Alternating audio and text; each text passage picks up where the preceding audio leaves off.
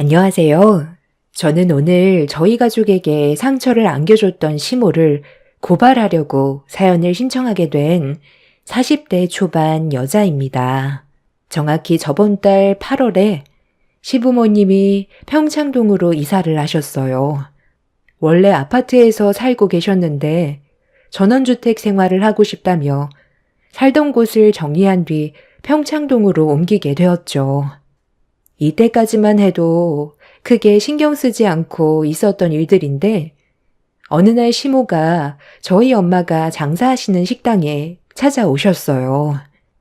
평소에 저희 집안 무시하시던 시모가 무슨 이유 때문에 식당에 왔는지 알 수 없던 저는 경계를 할 수밖에 없었습니다. 저는 엄마를 도와서 식당을 함께 운영했기 때문에 그동안 시모가 어떤 식으로 행동을 해왔는지 전부 다 지켜봐서 아침부터 기분이 별로 좋지 않았어요. 그건 엄마도 마찬가지였는지 차가운 말투로 시모에게 무슨 일 때문에 찾아왔는지 물어보았습니다. 보통은 아침 식사를 하러 왔냐는 말이 먼저 나오는 게 당연하지만 시모는 저희 엄마 가게에서 단 한 번도 식사를 하신 적이 없으셨어요. 그 이유는 황당하게도 손바닥만한 가게에서 만드는 음식의 질이 떨어질 것 같다면서 자기 입을 버리고 싶지 않다고 대놓고 무시를 한 적이 있었습니다. 그래서 그날 이후 식사를 권하지 않았고 시모도 식당을 찾아온 적은 없었는데 아침부터 식당 문을 열고 들어왔다는 건 엄마에게 부탁할 게 있다는 걸 어느 정도 짐작을 할 수 있었습니다. 시모는 용건부터 꺼내놓는 게 눈치가 보였는지 장사는 잘 되고 있냐는 말로 시작해서 요즘 물가가 많이 올라 장사하는데 힘들 것 같다면서 평소에 하지 않던 행동을 하기 시작했어요. 어색한 표정과 말투가 엄마도 거슬렸는지 용건만 간단히 하길 원했고 시모는 엄마의 말이 끝나자마자 음식하는 것 좀 도와달라며 이사를 했는데 집들이 문제로 뷔페를 부르려 했지만 건강한 음식을 대접하고 싶은데 주위에 음식 좀 한다는 사람들이 없어서 엄마에게 부탁을 하기 위해 찾아온 거라며 황당한 말을 꺼내 놓았습니다. 시모의 말을 듣자마자 제가 먼저 반대를 했어요. 저희 엄마가 시모 집들이를 위해 음식을 해준다는 것 자체가 용납이 되지 않았고 그동안 저희 엄마를 어떻게 생각하고 있는지도 알 수 있었습니다. 아침부터 기분이 상당히 안 좋아진 저는 시모에게 화를 냈어요. 그냥 돈 좀 더 주고 어머님이 원하는 그런 음식들을 주문하시면 되지.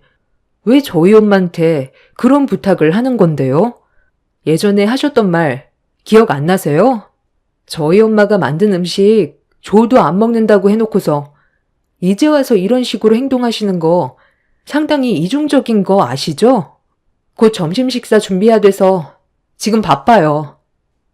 이중적인 게 아니라 이 식당이 워낙 좋고 딱 봐도 많이 낡아 보이니까 내 기준으로 위생상 안 좋을 것 같아 먹지 않겠다고 했던 거지.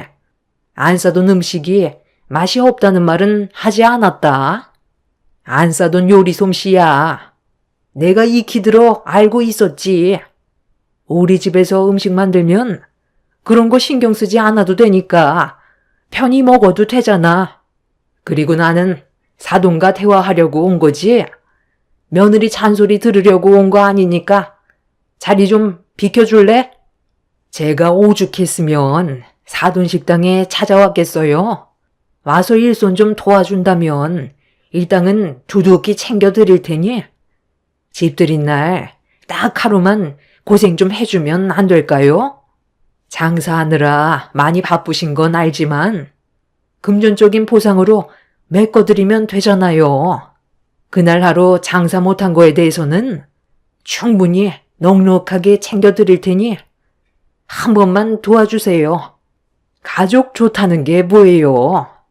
이럴 때 서로 도와주려고 가족이 있는 거잖아요. 제가 그동안 며느리한테 못한 것도 없었고 잘 지내오고 있었는데 이 문제로 저희 관계 틀어져서 며느리와 제 사이가 안 좋아지는 걸 사돈도 원하지는 않죠.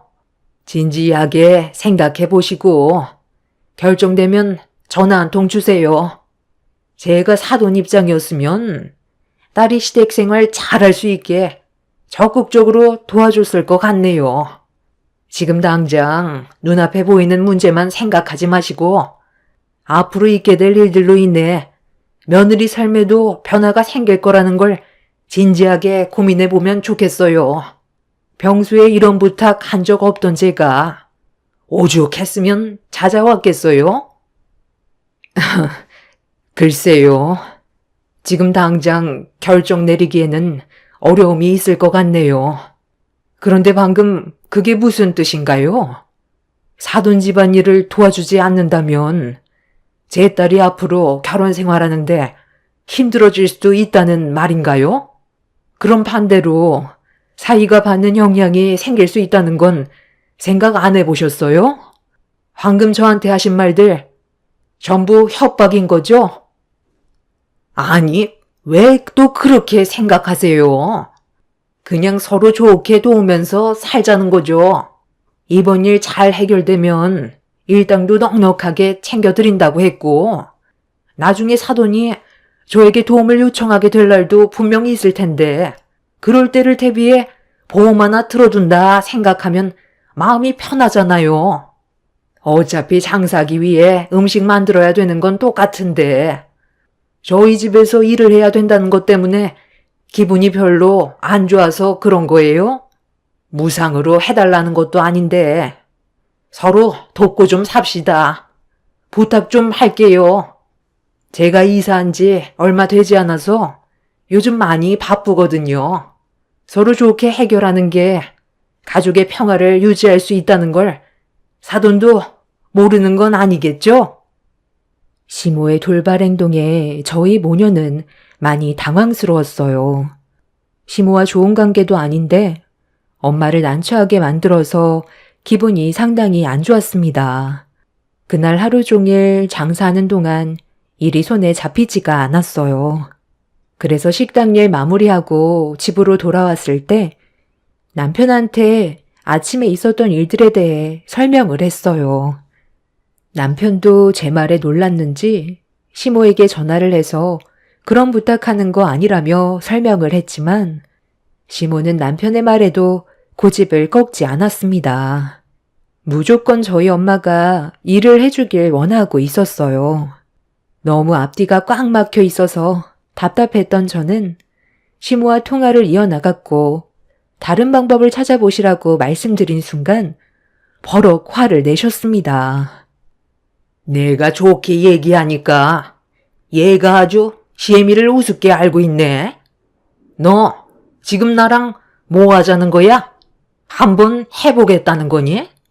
아침부터 너희 식당에 생각 없이 찾아간 줄 알아? 나도 다 고민하고 움직인 건데 계속 불평불만만 늘어놓으면 좋은 말이 나오겠어? 최대한 좋게 얘기해주고 있으면 너도 한 걸음 뒤로 물러날 줄도 알아야지. 한 번만 더 이 문제로 내 심기를 건든다면 그땐 각오하는 게 좋을 거다. 사돈한테 확실하게 얘기해라. 이번 집들이 음식 만드는 거 도와주지 않는다면 앞으로 며느리 삶이 상당히 힘들어질 수 있다고 확실하게 전달해 주는 게 좋을 거야. 사돈이 자기 딸 고생하는 거 보고 싶지 않다면 생각 없이 행동하진 않겠지? 우리 집안 며느리로 받아들이지 않으려 했던 거, 허락해 줬던 거 기억 안 나니? 너만 보면 지금도 그때의 결정을 후회하고 있는데 이런 식으로 나오면 내가 어떤 식으로 나올 것 같니? 머리를 장식으로 달고 다니는 거야? 상황 파악이 그렇게 안 돼? 좋게 얘기할 때 알아서 눈치껏 행동해. 며칠 내내 하는 것도 아니고 딱 하루 그거 도와달라는 건데 그거 싫다고 내 아들한테까지 얘기해서 상황을 악화시킨 행동에 대해서는 기억하고 있으마. 시모는 절대 물러서지 않으려 했어요. 무조건 저희 엄마가 시댁에서 집들이 음식 만드는 걸 도와주길 원하고 있었습니다. 이번에 도와주지 않는다면 분명 한바탕 난리를 칠 게 뻔해 보였고 이런 상황을 겪어야 한다는 거에 너무 짜증이 났어요. 남편은 지속적으로 시모에게 음식 잘하는 전문 요리사를 고용하는 게 편하지 않겠냐고 물어봤는데도 다 필요 없다면서 무조건 엄마가 음식을 만들어주길 원하고 있었습니다. 결국 그날 아무것도 해결 볼 수 없었고 그렇게 다음날 엄마와 함께 아침 장사를 하기 위해 정신없이 준비하고 있는데 엄마가 저에게 말을 걸었습니다. 시댁에 가서 음식 만드는 걸 도와주는 게 여러 가지로 도움이 될 것 같다며 긍정적으로 생각하는 게 우리에게 이득이 될 거라고 설명을 하셨어요. 결국 엄마는 집들이 음식 만드는 걸 도와주기 위해 약속된 날짜에 시댁으로 향하셨고 저도 일손을 돕기 위해 함께 가게 되었습니다. 시모의 고집을 꺾지 못했던 엄마와 제가 결정을 하게 된 제일 큰 이유는 가족의 평화였어요. 집들이 음식 한번 안 만들어줬다가 집안 전체가 흔들리는 것보단 남에게도 봉사하는데 한번 도와주고 평화를 얻는 게 모두에게 이득이 되는 방법이었어요. 그렇게 저희 모녀가 시댁에 발을 들이게 되자 시모는 밝은 얼굴로 엄마를 반겨주었고 그날 정신없이 집들이 음식을 만들었어요. 이미 시모가 엄청나게 많은 식재료를 준비해 놓았던 터라 주방에서 잠깐의 쉴 틈도 없이 많은 양의 음식들을 만들었고 거의 다 끝나갈 시점에 집들이 손님들이 한두 분 오기 시작했어요. 그렇게 계획되어 있던 음식 준비가 다 끝나서 엄마와 저는 체력이 바닥난 상태로 집으로 돌아가려고 시모에게 말을 걸었는데 갑자기 저를 보며 정색을 했어요. 가긴 어딜 가? 이제 막 시작했는데 여기에 올려져 있는 음식들이 식으면 다시 데워줘야지. 그리고 아직 해야 될 일들이 많이 남아있는데 지금 가겠다고 하면 나머지 일들은 어떻게 처리하라는 거야? 나 혼자 이 많은 걸 전부 정리하라는 건 아니지? 음식 준비하느라고 밥도 못 먹었을 텐데 일단 안에 들어가서 식사부터 해라. 사돈, 조금만 더 있다가 가시죠. 부수적으로 해야 될 일들이 있는데 그냥 가버리시면 저 혼자 어떻게 해결할 수 있겠어요? 부탁 좀 할게요. 아까도 음식만 만들어주면 된다고 하셨잖아요. 그리고 여기에서 불편하게 음식 먹고 싶지 않아요. 오늘 엄마와 제가 고생한 거에 대한 금전적인 보상 처리해 주세요. 밖에서 마음 편히 식사하는 게 좋을 것 같거든요. 약속하신 건 어머님도 지키셔야죠. 그래야 입이 닳도록 말씀하셨던 가족의 평화가 오지 않겠어요? 누가 안 준대? 좀 기다려 봐라. 사돈, 정말 이렇게 가실 거예요? 이제 막 손님들 몰려오는데 그렇게 되면 저 혼자 일손이 부족해서 오늘 집들이 매끄럽게 진행할 수 없을 거예요. 고생하신 거 충분히 알고 있는데 좀 더 도와줬으면 좋겠어요. 제가 오늘 일당 후하게 쳐드릴 테니 하루만 저에게 시간을 넘겨주세요. 왜 아까랑 말이 달라요? 손님들 오기 전에 음식 만들고 가면 된다고 하셔놓고 이제 와서 엄마와 저를 붙잡으면 일을 더 하라는 거잖아요. 정말 왜 그러세요? 음식만 만들면 끝나는 줄 알았는데 이게 또 식으면 맛이 없잖아. 수시로 데워줘야 하는데 나는 집들이 손님을 맞아야 하는 입장에서 주방에만 박혀 있을 순 없잖니? 아버님은 어디 가셨어요? 아버님한테 좀 도와달라고 하면 되잖아요. 이러니까 제가 전문적인 사람들을 고용하라고 했던 거잖아요. 왜 이렇게 사람을 힘들게 하세요? 시부는 출장을 떠난 상태라 일주일 뒤에나 온다면서 계속해서 엄마와 저를 나가지 못하게 붙잡았어요. 엄마는 좋게 마무리하는 게 좋을 것 같다면서 시모의 부탁을 들어주었고 저희 모녀는 다시 집안에서 대기를 하고 있었습니다. 그 사이 상당히 많은 시모의 지인분들이 집들이 축하를 하기 위해 몰려 들어왔고 마당에 세팅이 된 음식들을 퍼날라 정신없이 식사를 시작했어요. 그릇에 담아놓은 음식들이 순식간에 비어지자 엄마는 음식을 다시 채워주기 위해 밖으로 나갔고 저도 엄마를 따라 도와주고 있는데 지인 한 분이 저를 뚫어지게 바라보고 있었습니다. 그런데 바라보는 시선이 별로 좋지 않았어요. 뭔가 할 말이 있는 듯 보였는데 머뭇거리는 것처럼 보였습니다. 기분 나쁜 시선을 등지고 음식 정리를 하고 있는데 시모가 저희를 바라보던 그분 옆으로 가까이 다가가더니 한마디 하셨네요. 누군지 궁금해서 쳐다보는 거야? 내가 오늘 부른 출장 요리사야. 음식만 나쁘지 않지? 저쪽 동네에서 한식당을 운영하고 있는데 손님들이 꽤 많더라고. 그래서 부탁 좀 했지. 순애 너 한식 좋아하잖아. 내가 섭외하는데 얼마나 애먹었는지 알아? 오늘 일당 30만 원 주려고 생각 중인데 음식들이 마음에 들면 팁도 좀 주고 그래. 어쩌기 음식 다 채워놨으면 제가 신호주기 전까지는 나오지 말고 집안에서 대기하고 있어요. 어느 정도 했으면 들어가 있어야지. 왜 방황하고 있는 거예요? 빨리 들어가 있어요. 왜요? 저희가 창피해요? 사돈지간이라는 말을 왜 못하세요? 그리고 출장 요리사요? 하루 종일 고생시켜놓고 집에도 못 가게 붙잡아놓고 있었으면서 일당을 30만 원 주겠다고요? 저한테 통화할 때 뭐라고 하셨어요? 식당 하루 매출 나온 것보다 더 얹어준다고 하지 않았어요? 저희 식당 손바닥만 해도 하루 매출 200만 원이 넘어요. 그런데 30만 원으로 끝낼 생각이었던 거예요? 화장실 들어갈 때와 나올 때가 다르다더니 말만 가족이라고 해놓고 지금 하신 행동들이 정상적으로 보여요? 방금 자리로 돌아가신 분한테 제가 며느리고 엄마와 사돈지간이라고 다시 설명하세요. 그렇게 하지 않으면 이 자리에 더는 있을 이유가 없죠. 살다 이런 취급은 또 처음이네요. 아니, 왜 이렇게 각박하게 굴어? 내 입장도 좀 생각해줘야지. 이 상황에 너를 며느리라고 소개하고 사돈지간이라고 말을 하면 나를 뭐라고 생각하겠니?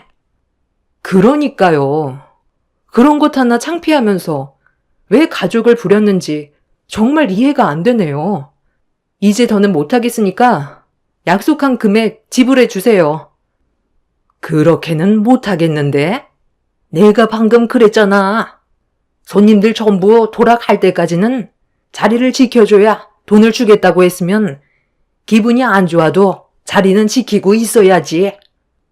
끝까지 책임을 다해야 나도 돈을 지불하지 않겠어? 지금까지 한 노력에 대해 금전적인 보상 받으려면 이 일로 기분 상하게 하지 말고 내가 시키는 대로 해. 알겠어? 하여간 없는 것들이 돈은 더 밝힌다니까. 그거 못 받을까봐 걱정되는 거야? 잘해야 줄 거니까 앞으로 남은 시간 정성껏 손님들 모셔. 사돈도 그렇게 해주실 거죠? 보자 하니까 아주 도가 지나치군요. 저희가 사돈한테 무시당할 만큼 못난 것도 아니고 저도 강서방 봐서 도와주려고 내키지 않은 거 힘들게 해줬으면 감사하게 생각해야 되는데 사돈이 아닌 출장 요리사라고요? 제가 아무 말 없이 묵묵히 있으니까 무시해도 된다고 생각하는 거예요? 뭐예요? 엄마는 시모의 막말에 참고 있었던 감정이 터져버렸는지 흥분을 가라앉히지 못하셨어요. 언성이 높아지기 시작하자 시모는 당황했는지 엄마를 진정시키기 위해 서둘러 자기 잘못을 인정하면서 지인들의 눈치를 보고 있었습니다. 음식을 먹고 있던 분들 모두 저희 쪽을 바라봤고 시모는 제발 그만 좀 하라면서 엄마를 끌고 집 안으로 들어가려는데 엄마가 강하게 저항하면서 돈을 지불해달라고 하자 시모도 화가 치밀어 올랐는지 갑자기 엄마를 바닥으로 내동댕이 쳐 버렸습니다. 거참, 말 더럽게 안 듣네. 사돈지간이라는 말이 그렇게 듣고 싶나? 그 말 한마디 안 해줬다고 이 난리를 치는 거냐고. 적당히 해야 봐줄만 하지. 구차기 이러는 거 민폐인 거 몰라요? 나중에 다 해결해 준다고 했잖아요. 그럼 좀 참고 기다리면 될 것을. 사람 많은 데서 저를 난처하게 만들어야 되겠어요? 그렇다고 그런 식으로 사람 마음에 상처되는 말을 아무렇지도 않게 생각 없이 뱉어도 된다는 거예요? 조용히 있으니까 아주 사람을 우습게 보고 있네. 어머님이 잘못하셔놓고 왜 저희한테 뭐라고 하세요? 아무리 그래도 그렇지. 어떻게 저희 엄마를 내동댕이 칠 수가 있어요? 저리 비키세요. 어딜 미쳐? 너도 당해봐야 정신 차릴래? 내 허락 없이는 이 집에서 절대 못 나가니까 당장 들어가 있어. 누가 없는 것들 아니랄까봐. 돈 떼어 먹을까봐 걱정되니? 자리에서 일어난 엄마는 시모를 강하게 밀쳤고 시모도 이해질세라 엄마의 어깨를 강하게 밀어버렸어요. 결국 서로의 감정은 순식간에 안 좋아졌고 시모가 엄마의 머리채를 잡자마자 격한 몸싸움이 시작이 되어 버렸습니다. 저도 시모에게 달려들어 한바탕 난리를 쳤고 식사를 하던 시모의 지인들이 저희 모녀와 시모를 말리기 시작했어요. 엄마는 화가 덜 풀렸는지 마당에 있던 음식이 담긴 쟁반을 들고 와 시모의 얼굴을 향해 집어 던졌어요. 시모는 그날 일당은 주지 못하겠다며 저와 남편과 강제 이혼시킬 거라며 고함을 쳤습니다.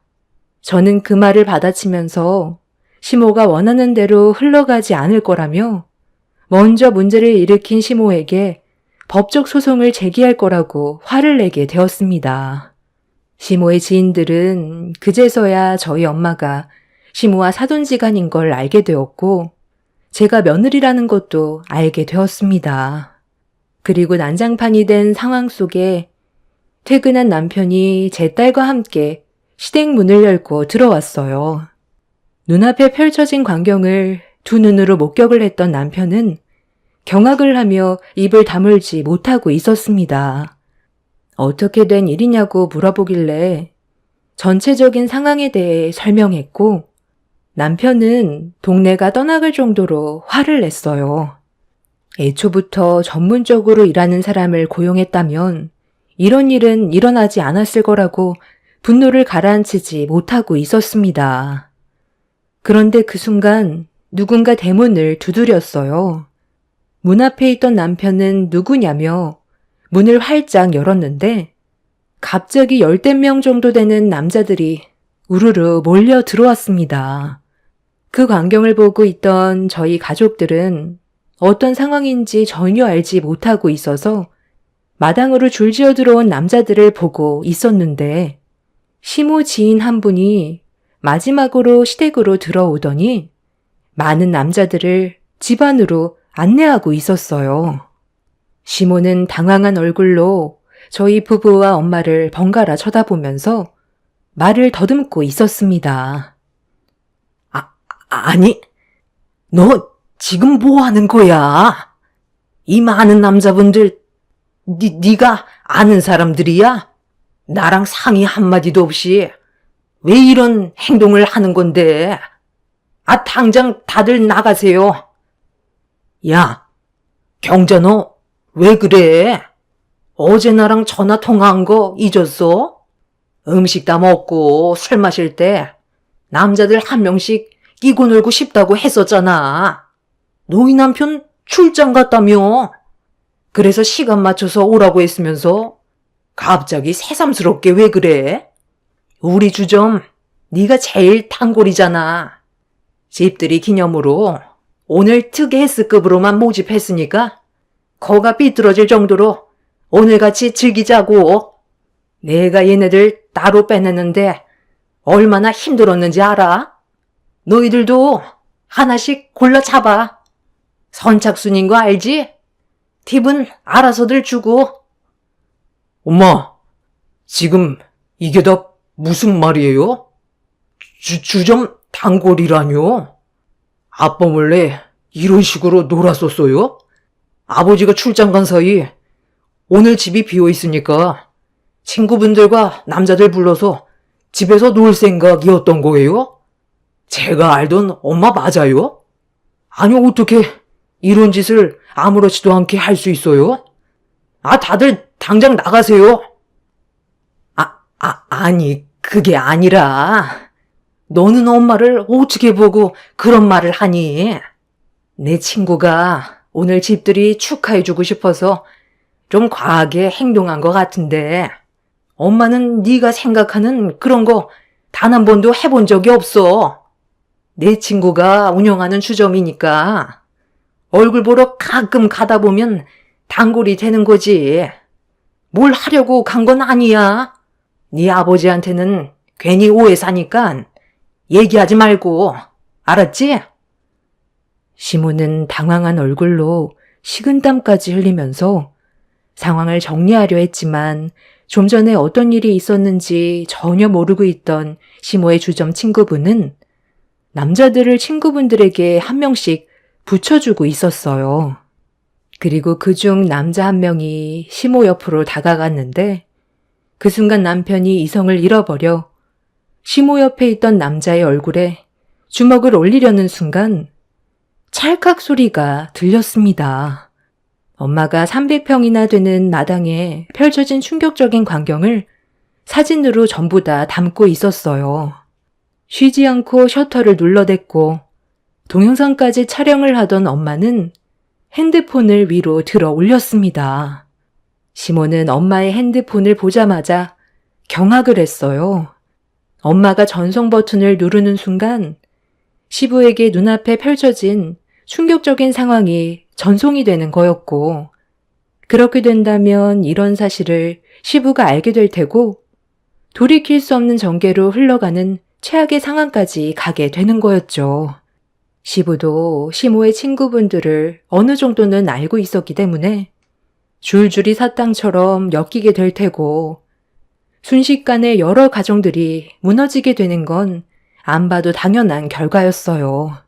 엄마가 핸드폰에 전송 버튼을 가져다 대자 시모 친구들이 기함하며 절대로 전송하면 안 된다고 엎드렸고 기구만장했던 시모마저 엄마 앞에서 무릎 꿇고 큰절하듯 넙죽 엎드려 이번 한 번만 넘어가 달라면서 좀 전에 있었던 일들에 대해 자신의 잘못을 인정했습니다. 엄마는 남자분들에게 당장 나가라고 소리를 질렀고 남편이 모두 밖으로 내쫓아 버렸어요. 그런데 그 순간 밖으로 엄마가 나가는 사람들한테 잠깐 눈을 돌렸는데 시모가 그때를 놓치지 않고 벌떡 일어나 엄마의 핸드폰을 가로채 버렸습니다. 시모는 엄마가 원하는 대로 안 될 거라면서 핸드폰에 있던 사진과 영상들을 지우기 위해 집 안으로 도망을 쳤는데 엄마가 시모와 싸울 때 쟁반에 담겨있던 음식들이 바닥에 떨어진 걸 미처 보지 못했는지 현관문 앞에서 철버덕 소리와 함께 대자로 넘어져 버렸습니다. 그리고 뒤이어 핸드폰에서 효과음이 들렸고 넘어진 시모가 핸드폰을 들어 천천히 확인을 했는데 시모가 시부에게 좀 전에 충격적인 상황들이 담겨있던 사진과 영상을 전송해 버렸습니다. 시모는 비명을 질렀고 시모 친구들 또한 비명을 지르면서 집안은 아수라장이 되어 버렸습니다. 시부는 저희 엄마 핸드폰 번호로 전송된 사진과 영상을 확인했는지 바로 전화가 오기 시작했어요. 시모와 친구분들은 다들 그 자리에서 벗어나려고 짐을 챙겨 밖으로 나갔지만 시모는 남편한테 붙잡혀 버렸습니다. 시모의 실수로 인해 벌어진 일이기 때문에 누구를 탓할 수도 없는 상황이었어요. 이 문제로 시부는 출장 도중 집으로 오게 되셨고 결국 쑥대밭이 되어 버렸습니다. 시모는 그 자리에서 쫓겨났어요. 그리고 시부는 시모 지인분들과 통화를 하면서 이 사태에 대해 대화를 이어나가셨죠. 온 집안들이 난리가 나게 되었고 시부는 현재 평창동 집을 처분하려고 내놓았고 다시 아파트로 들어가셨습니다. 시모는 집에 발도 들이지 못하는 상태세요. 이게 불과 한 달밖에 안 된 일입니다. 시부는 시모 뒤를 조사한 결과 단란주점에서 술집 남자들과 상당히 많은 시간들을 보냈다는 걸 알게 되었고 이 사실을 보수적인 시부는 절대 용서해주지 않을 생각인 것 같아요. 아마 이혼까지 가게 될 것 같습니다. 저희가 어떻게 해줄 수 있는 건 아무것도 없었어요. 본인이 이미 잘못을 저지르고 있었는데 엄마의 핸드폰을 뺏어서 증거물을 지우려다 자기께에 넘어가게 된 꼴이었죠.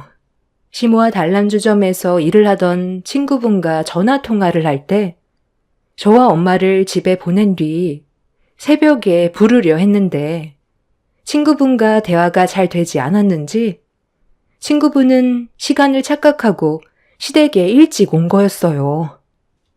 그렇게 시부에게 용서를 구하는 시모를 보고 있는데 나이 먹고 할 짓이 없는지 너무 창피하더라고요. 이참에 잘 된 것 같아요. 집안에 박힌 돌을 빼내게 된 것 같이 속이 다 시원합니다. 본인이 저지른 대가 달게 받고 앞으로 남은 인생 자숙하면서 살았으면 좋겠어요. 시모가 떠나니 집안이 조용하게 평화가 찾아왔네요. 이 행복 오래가길 바랄 뿐입니다. 제 사연 들어주신 분들 감사합니다. 안녕하세요. 저는 현재 36살 여자입니다. 어쩌다 보니 이곳에 사연을 신청하게 되었지만 그만큼 저에게 있어 너무나도 충격적인 일이었고 여러분들께 제가 겪었던 일들에 대해 털어놓고 싶어 그동안 속으로만 숨겨왔었던 제 사연을 들려드리도록 하겠습니다. 우선 저희 집안은 대대로 의사 집안이며 남편 측은 대대로 법관 집안입니다. 양가 집안 재산 차이는 비슷한 편이고요. 그래서 결혼하는데 큰 문제는 없었지만 시모의 특이한 성향이 제 심기를 불편하게 만드는 몇 마디의 말들이 있었어요. 의사직보다 법에 관련된 직업을 가진 사람들이 더 높은 지휘권을 가지고 있다는 고정관념이 있어서 자신보다 항상 미친 것 같은 느낌으로 대화할 때나 함께 어딜 가게 되면 불편하게 만드는 문제점이 있었네요. 하지만 직업 부심이라는 게 있으니까 그럴 수 있겠다 생각하며 이해해 주려고 저 딴에도 서운한 감정 드러내지 않고 묵묵히 받아줬어요. 괜히 이런 문제로 서로 얼굴 붉히면 당연히 이제 막 시작한 결혼 생활에 종지부를 찍을 것 같아 불편한 감정조차 보여주지 않았습니다. 그렇게 참고 또 참다가 결국 시모가 저희 집안까지 들먹이는 말들 때문에 시댁 식구와 한자리에 모여 식사를 하는 자리에서 숟가락을 식탁으로 내리꽂았고 쾅 하는 소리와 함께 한순간에 정적이 흐르면서 모두가 저를 향해 당황한 눈빛을 보내왔어요. 참을 만큼 참았었고 가족을 비하하는 시모의 언행은 잘못됐다 생각돼 분노한 눈빛으로 시모를 바라보자 되려 본인은 뭘 잘못했는지 모르길래 한 소리 하게 되었습니다. 차라리 이럴 거면 의사 집안과 결혼시키지 말고 법률 집안과 결혼시키지 그러셨어요. 저도 지금 참다 도저히 듣고 있을 수 없어서 화가 치밀어 오려 그래요. 의사 집안이나 법률 집안이나 뭐 얼마나 차이 난다고 제 앞에서 저희 부모님을 비하하세요? 그동안 저희 부모님이 어떻게 살아왔는지 알고나 하시는 말이세요? 부모님 손으로 얼마나 많은 생명을 살리셨는데요. 어머님은 병원도 안 가시나 봐요? 서로 각자의 위치에서 열심히 하면 되는 거지. 어떻게 소꿉장난하는 것 같다는 그런 말을 제 앞에서 하시는 거죠? 제가 정말 할 말이 없습니다. 그러면 아버님은 출근해서 법정에 올라가 뭐 하시는데요? 목수도 아니고 망치만 두드리고 내려오잖아요. 제가 이런 말 하면 기분 좋으세요? 뭐든지 적당이라는 선이 있는 거예요. 고분고분하게 말 들어주니까 저희 집안을 대놓고 무시하시는데 그런 말씀 하시면서 웃고 계신 것도 정말 이해되지 않네요. 뭐? 망치만 두드린다고? 얘가 보자 하니까? 너 지금 시애비가 어떤 위치에 있는 사람인 줄 알고 그런 말 하는 거니? 감히 네가 우리 집안을 무시해? 너는 법적으로 도움받을 일이 없을 것 같아? 밥만 조용히 먹으면 될 것이지. 귀까지 열어서 가족들끼리 밥 먹는데 끼어들어? 내가 그런 말 할 수도 있는 거지. 그거 가지고 지금 서운하다고 밥상머리에 숟가락을 내리꽂아? 너 몇 년 뒤면 시애미 잡아먹으려 들겠다. 밥 안 먹을 거면 당장 나가거라. 꼴도 보기 싫으니까. 더 이상 할 말도 없어 그냥 자리에서 일어났어요. 저를 되려 이상한 사람 취급하는 시부모님과 식구들의 행동에 더 어이가 없었고 한 공간에서 지내는 건 아닌 것 같다는 생각이 들어 따라오는 남편이 제 팔을 붙잡자 뿌리치면서 분가하자고 얘기했어요. 하지만 남편도 그런 상황이 난처한지 우물쭈물하기 시작하는데 대답 못하고 있는 남편도 한심해서 그냥 밖으로 나왔어요. 병원에 출근해서 환자 돌보는데 아침에 있었던 일들 때문에 너무 화가 치밀어 올라 일이 손에 잡히지도 않았습니다. 어떻게 된 게 사람의 생명을 다루는 직업을 가지고 있는 사람한테 소꿉장난한다는 말을 할 수가 있는 건지 너무 어이가 없어 근무 중에도 몇 번이나 혀를 차게 되었습니다.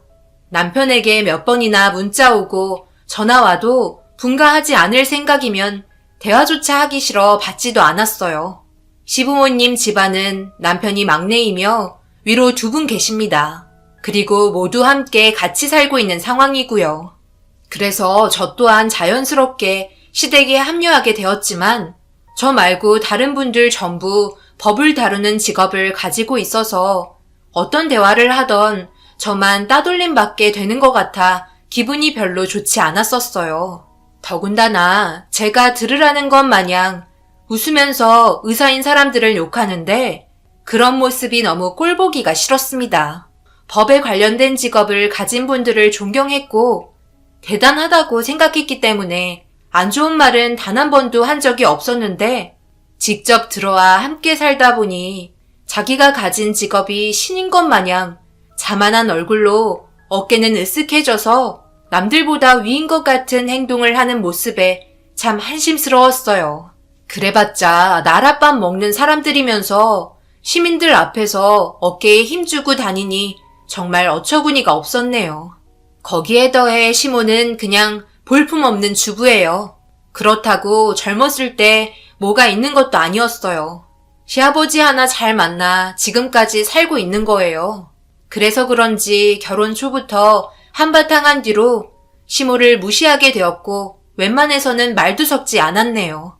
제가 단단하게 화가 난 걸 모두가 눈치채고 집안의 분위기를 무겁게 이끌어가자 시모가 저에게 천천히 와서 말을 붙이기 시작하길래 제 마음을 풀어주려 하나보다 생각하던 찰나 갑자기 제 머리를 잡아 흔들어대기 시작했어요.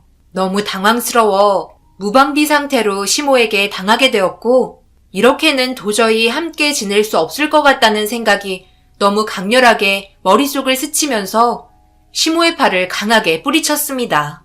그러자 자기 팔을 뿌리쳤다며 제 몸을 세차게 밀치더니 꿋꿋하게 버티고 서서 시모를 째려보자 온 힘을 다해 저를 밀치면서 제 몸이 붕 뜨게 되었고 떨어짐과 동시에 바닥에 있던 소파 테이블 위로 떨어지게 되었네요. 골반 쪽을 부딪혀서 어찌나 아프던지 너무 괴로워 아무 말도 하지 못할 정도로 숨이 턱턱 막혔고 한참 동안 웅크리며 고통스러워했어요. 그제서야 분이 풀렸는지 몸을 돌려 방으로 들어가셨습니다. 너무 황당해 어찌해야 할지 모르겠더라고요. 꼭 주말만 되면 시모의 행동이 더 심해지길래 왜 그런가 싶어 천천히 몸을 일으키는 순간 주방에서 큰형님과 작은형님이 웃으면서 너덜거린 제 모습을 과일을 먹으면서 바라보고 있었습니다. 아주버님들과 함께 외출하고 들어온 남편이 방에 누워 고통스러워하는 모습을 보며 화들짝 놀랐고 무슨 일이냐고 물어보길래 좀 전에 있었던 일에 대해 설명을 하기 시작했고 남편도 화가 치밀어 올랐는지 집안이 떠나갈 정도로 시모를 부르기 시작했어요. 어머니, 지금 이게 뭐 하는 짓이에요? 제가 어제 얘기하지 않았어요? 결혼 허락한 건 며느리로 인정하는 거 아니에요. 그래서 잘 좀 봐달라고 어제 따로 충분히 대화했잖아요. 그런데 제 아내를 이런 꼴로 만들어버리면 가만히 있을 것 같아요? 어른이면 어른답게 행동하셔야죠. 지금 이렇게 한 행동이 그냥 넘어갈 수 없는 문제인 거 모르는 건 아니잖아요. 충분히 법적으로 안 좋게 흘러갈 수 있는 상황이라고요. 저희 집안이 법관 집안이면 뭐예요? 어머니가 저희 가족 이미지를 죄다 깎아먹고 있는데 그냥 조용히 지내면 안 되는 거예요? 이럴 거면 차라리 그냥 분가하겠습니다. 분가? 내가 어제 무슨 생각이 들었는지 알아? 네가 하는 행동 전부 뒤에서 제가 다 조종하는 것 같은 느낌이 들더구나. 자기 신랑 떠받들지는 못할 망정 분가하겠다는 말이나 하고 되려 자기가 더 잘하려는 생각은 하지 않는데 네가 어제 자기 아내라고 두둔하는 모습이 얼마나 어이가 없었는지 알아? 그렇게 여자한테 휘둘려 살면 앞으로 큰일을 어떻게 하겠니? 머리채 잡은 것만 해도 다행으로 생각해야지. 마음 같아선 그것보다 더 심한 행동도 할 수 있었다고. 너 우리 집안에 들어왔으면 쥐 죽은 듯이 얌전히 지내거라. 네가 법적으로 뭘 어떻게 하려고? 우리 집안이 법을 다루는데 네가 소송을 걸던 뭐라던 이길 수 있을 것 같니?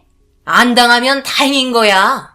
한 번만 더 내 앞에서 대들거나 우리 아들한테 명령하면 그땐 각오하는 게 좋을 거다. 되려 더 큰 소리로 난리를 친 시모의 행동에 어이가 없었어요. 분명 자신이 뭘 잘못하고 있는지조차 모르는 것 같아 더 이상 아무 말도 하고 싶지 않아 방에 들어가 짐을 챙기기 시작했고 어렸을 때부터 눈치만 보며 자라온 남편도 더 이상은 안 되겠는지 같이 나가자며 숨 막혀서 못 살겠다고 같이 짐을 싸기 시작했어요. 그런데 이런 행동이 큰형님 내외와 둘째 형님 내외가 마음에 들지 않았는지 밖으로 나가려는 저희를 막아섰고 저희가 하는 행동이 잘못됐다며 윽박지르기 시작하셨어요. 본인들은 분가하고 싶지 않아서 시댁에 발붙이고 사는 것 같냐며 저희가 결정 내린 부분에 있어 행동하지 못하게 손에 들고 있던 캐리어를 뺏어버렸어요. 분가에도 순서가 있다며 남편에게 막내 며느리를 데려와도 이런 개념 없는 여자를 데려왔냐며 아주버님들이 남편을 쪼아대기 시작했습니다. 어렸을 적부터 길을 펴고 살지 못했던 남편이 아주버님들의 언성 높은 목소리에 고개를 숙였고 이런 문제에 있어 남편까지 피해를 보고 있는 모습이 안쓰러워 무작정 남편과 함께 밖으로 나가려 했어요. 그러자 큰 아주버님이 밖으로 나가는 순간 부모님이 다니고 있는 병원 문 닫을 생각하라며 법으로 세세하게 들어가다 보면 분명 하나는 걸릴 거라는 충격적인 말을 꺼내기 시작했어요. 그건 분명 저희 집안을 무너뜨리겠다는 경고의 메시지로 들렸고 결국 남편과 함께 방으로 들어갈 수밖에 없었습니다. 모든 걸 자기들이 원하는 방향대로 맞춰 나가려는 모습에 너무 화가 치밀어 올랐어요. 그렇게 무언의 족쇄를 채운 시댁 집안의 사람들이 저를 더욱더 힘들게 만들었고 시모와 형님들은 저를 지속적으로 괴롭히기 시작했습니다. 그런 시간들이 저에게 상당히 많은 스트레스로 다가왔는지 몸이 붓고 어딘가 모르게 몸 상태가 불편해지기 시작하더라고요. 그런데 시모가 저를 밀치면서 다치게 된 골반이 지속적으로 통증이 올라와 손으로 만져보니 딱딱한 뭉침이 있었고, 그때 다치면서 멍울이 생긴 것 같아 치료를 받으려 담당 의사와 상담을 하려 했는데, 빠듯한 일정 때문에 저도 환자를 돌봐야 해서 자꾸 까먹게 되더라고요.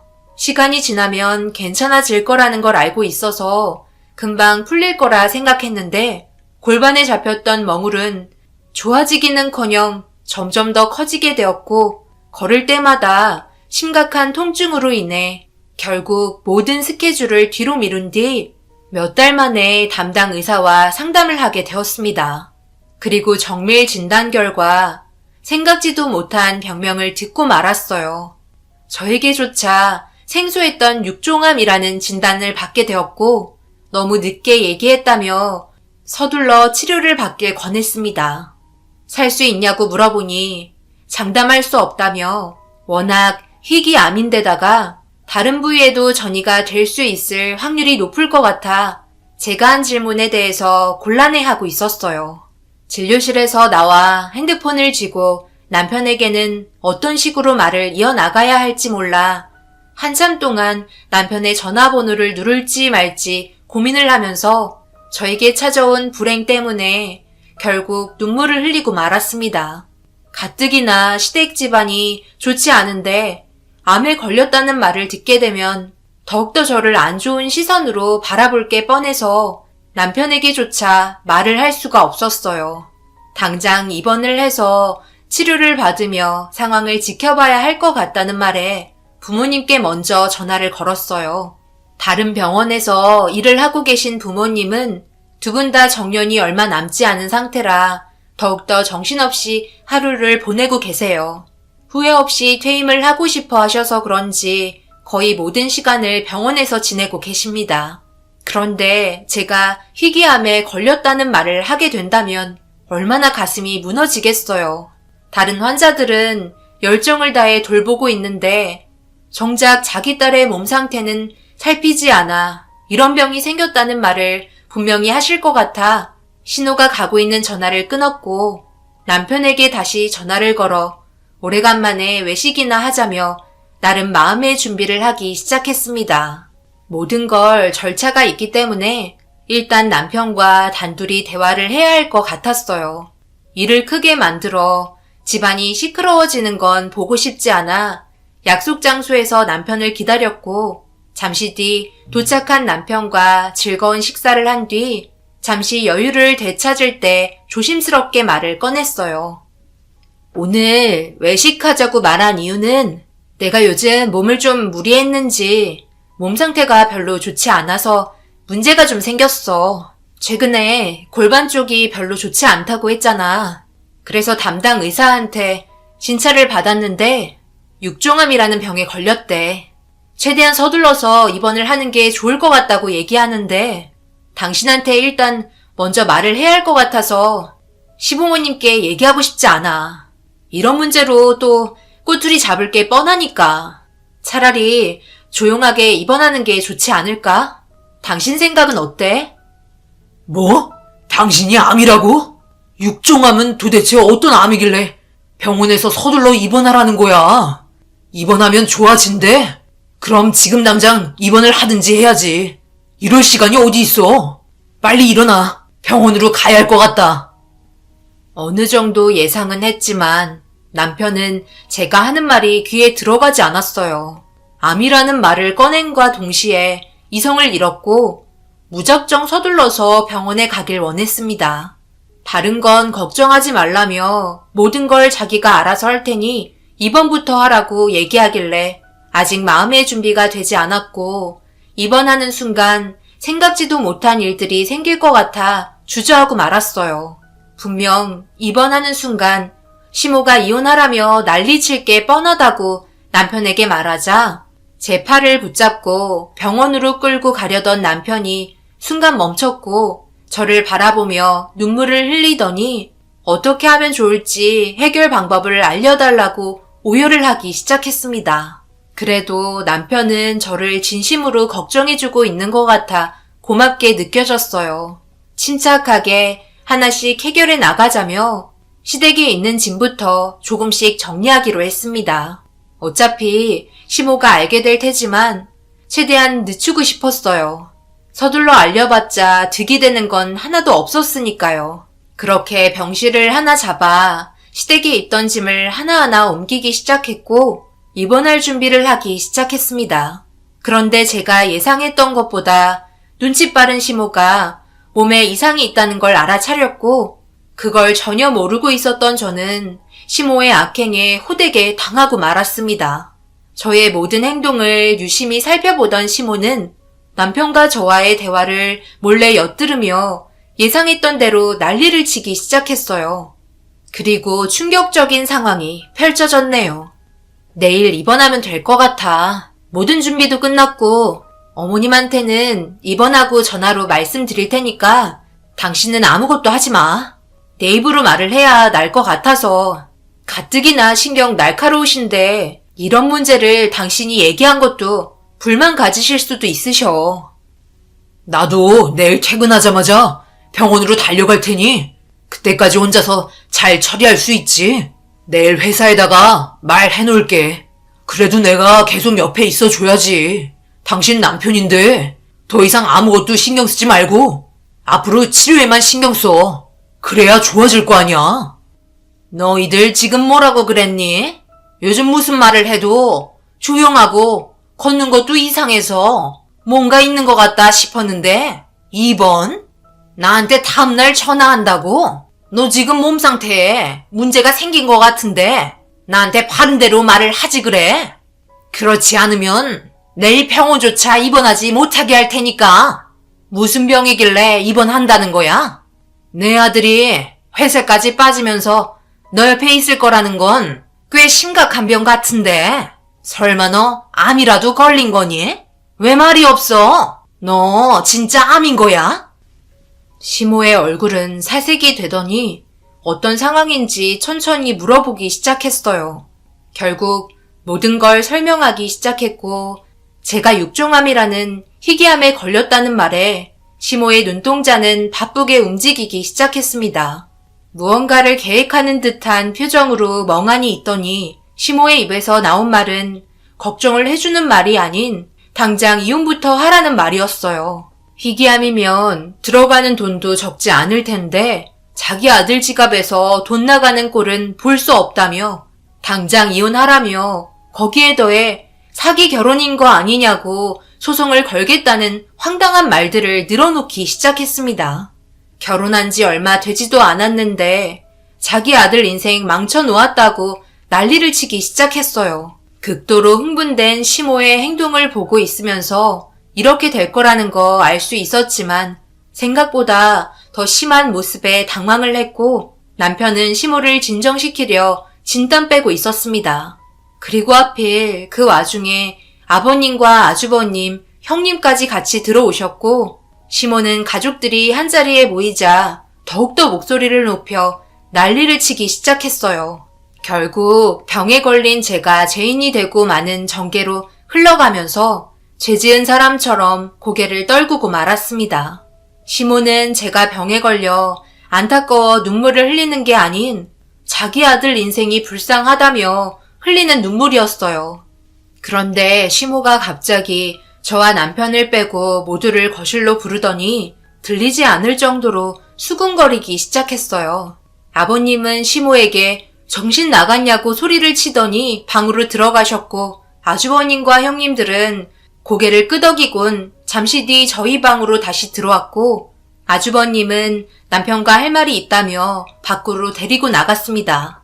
그리곤 형님들과 시모는 저를 앞에 앉히더니 같이 갈 곳이 있으니 따라오라며 저를 데리고 차에 태웠어요.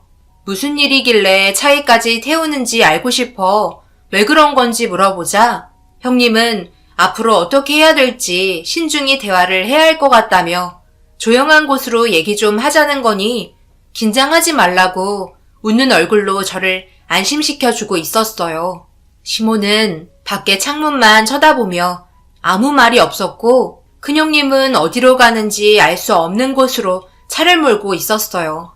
작은 형님은 제가 다른 의심을 하지 않게 지금 걸린 병에 대해 이런저런 얘기를 하며 한참을 달렸습니다. 저한테 할 말도 없는데 억지로 하는 것 같은 말들과 지금 상황과 맞지 않는 질문들에 점점 불편해지기 시작했고, 그렇게 한참을 달려 어느 외딴 곳으로 들어가더니 가로등 불빛조차 없는 곳에 다다랐어요. 차에서 나오는 라이트 불빛에 의지한 채 울퉁불퉁거리는 좁은 길을 따라 몇 번이나 언덕을 오르락 내리락 하는 걸 보곤 뭔가 문제가 있는 듯 싶었습니다. 극도의 불안감이 엄습해 왔고, 어디 가는 건지 물어봐도 그때부터 저에게는 아무 말도 답해주지 않았어요. 침묵과 긴장만이 흐르고 있는 차 안의 공기는 너무 차가웠고, 그렇게 한참을 달리던 차는 도착했는지 멈춰섰어요. 밖을 바라보니 멀리에서 불빛 하나가 보이더라고요. 그 순간 차 문이 열리며 내리라는 말과 함께 제 팔을 잡고 끌어내린 뒤 멀리 불빛이 보이는 곳으로 걸음을 옮기라며 밀치기 시작했어요. 그렇게 도착을 하자 그곳에는 늙은 노인이 저를 바라보고 있었습니다. 그리고 시모는 충격적인 말을 늘어놓기 시작했고 그곳에서 한바탕 난리를 피우게 되었네요. 요즘 누가 병원 가서 치료하냐? 요즘 암 치료하는 사람들이 뭐 하는 줄 알아? 산속에 들어가서 요양하며 풀 뜯어 먹어. 그렇게 해서 기적적으로 몸 상태가 좋아진 사람들 TV에서 많이 봤지? 너도 쓸데없이 돈 낭비하지 말고 여기에서 요양이나 해라. 아무리 생각해도 이혼을 시키는 건 우리 집안 먹칠하는 거니? 그럴 순 없고 그냥 여기에서 요양을 하는 게 제일 좋을 것 같더구나. 몸이 좋아진다면 당연히 집으로 돌아올 수 있겠지만 그렇지 못한다면 그건 네 운명이니 받아들여야지. 너한테 얼마 되지 않는 생명보험 들어있는 거 알고는 있지만 그거라도 받아야 되지 않겠어? 위자료다 생각하고 감사히 받으마. 앞으로 여기에서 저 사람이랑 함께 잘 지내봐라. 이래봬도 좋은 사람이야. 내가 많은 신세를 졌거든. 지금은 비록 이런 곳에서 살지만 이것 또한 어쩌겠어. 어차피 자기 운명인 것을. 여기가 상당히 깊은 곳이라 지금 허튼 수작 같은 거 부리지 마. 너 몸 상태로 산 밑에까지 내려올 수 있는 몸도 아니니까 얼마나 깊이 들어왔는지는 너도 잘 알지? 저 사람 정신이 오락가락하니까 조심하고 나중에 다시 올 테니 살아보도록 노력해봐. 그래야 우리 아들이랑 만날 수 있지 않겠어? 참고로 여기는 큰 며느리, 둘째 며느리 외에는 아무도 모르는 곳이야. 그러니 큰 기대하지 말고 여기서 살아갈 방법을 찾도록 해. 시모의 충격적인 말에 결국 몸싸움이 벌어졌고 그걸 바라보고 있던 산장 주인은 정말 정신이 별로 좋지 않은 건지 저를 보며 웃고 있었어요. 이래서 남편과 저를 떼어놓으려 했다는 걸 알게 되자 너무 화가 치밀어 올랐고 난리를 쳤지만 세 사람의 힘을 감당할 수는 없었습니다. 그렇게 한참 동안 몸싸움이 일어났지만 몸이 좋지 않은 저는 결국 주저앉게 되면서 시모와 형님들이 떠나가는 걸 바라볼 수밖에 없었네요. 멀리 사라져버리는 차를 바라보며 하염없이 눈물을 흘렸고 아무것도 하지 못한 제 자신이 너무 싫게 느껴졌네요. 그런데 모든 상황을 지켜본 산장 주인의 노인이 제 옆에 같이 앉더니 어깨를 두드려주기 시작했어요. 위로를 해주려는 것 같은 표정을 하며 바라보시는데 이분 또한 얼굴에는 슬픔이 가득해 보였습니다. 아무 말 없이 저를 일으키며 산장 안으로 들어가게 부축해 주었고 따뜻한 차 한 잔을 내어 주었습니다. 집안을 살펴보니 혼자 살 수 있을 정도의 넓지 않은 공간과 한쪽편에 널려있는 시래기와 집안의 물품들을 보니 한 곳에 상당히 오랫동안 머물렀던 걸 알 수 있었고 무슨 사연으로 이곳에서 지내고 있는지 궁금해지기 시작했어요. 말을 못하시는 건지 묵묵히 자기 할 일만 하시던 노인의 눈치를 보며 조심스럽게 말을 붙이자 저를 보며 마주 앉더니 한참 동안 아무 말 없이 저를 바라보았고 조심스럽게 제 손을 잡더니 갑자기 고개를 떨구곤 눈물을 흘리기 시작했습니다. 그리고 처음 본 노인이 입을 열며 꺼낸 한마디는 믿을 수 없을 정도로 소름이 돋았고 입이 다물어지지 않았네요. 네가 그 집 막내 며느리인 거니? 그럼 성진이랑 결혼했겠구나. 몸 건강히 잘 지내고 있지? 이런 모습을 보여 미안하구나. 그래도 내가 우리 아들 며느리의 얼굴은 봐서 더 이상 여한은 없을 것 같네. 어쩌다 몸이 그렇게 됐어. 여기서 지내는 게 얼마나 힘든데. 저 사람 엄청 독한 사람이다. 내가 여기 있는 걸 보면 얼마나 무서운 사람인지 잘 알겠지? 잠시만요. 무슨 말을 하시는 거예요? 우리 아들이라뇨. 분명 정신이 온전치 않다고 하셨는데 괜찮으신 거예요? 정신 나간 것처럼 행동하는 것 뿐이지. 지금 내 몸 상태는 아주 건강하단다. 산속에서 살아서 그런지 아픈 곳 없이 잘 지내고 있지. 너와 결혼한 성진이가 내 아들이야. 그리고 내가 그 집안의 가장인 너희 시아버지 되는 사람의 본처란다. 믿을 수 없는 말들에 더 이상 말을 잇지 못했어요. 그리고 처음 본 노인이 정말 정신이 온전한 건지 아닌지 헷갈리기 시작했습니다. 하지만 대화를 이어나갈수록 점점 더 확신이 들었고 저희 남편의 진짜 어머니라는 걸 알 수 있었어요. 충격적이게도 시모는 본처를 내쫓고 자기 자식들을 데리고 들어와 안방을 차지했고 시부를 이용해 산속 깊은 곳에서 살게 만들었습니다. 그날 하루 종일 남편의 진짜 어머니와 기나긴 대화를 할 수 있었고 왜 여기에서 살게 된 건지 전부 듣게 되었네요. 아들 하나 낳아 평범한 가정생활을 꾸리며 행복하게 살던 어느 날 아이들을 데리고 먹고 살기 힘들다며 들어온 한 여자를 가정부로 들이게 되면서 안타까운 마음으로 남편의 친어머니는 시모를 받아주게 되었고 그렇게 함께 지내게 되었어요.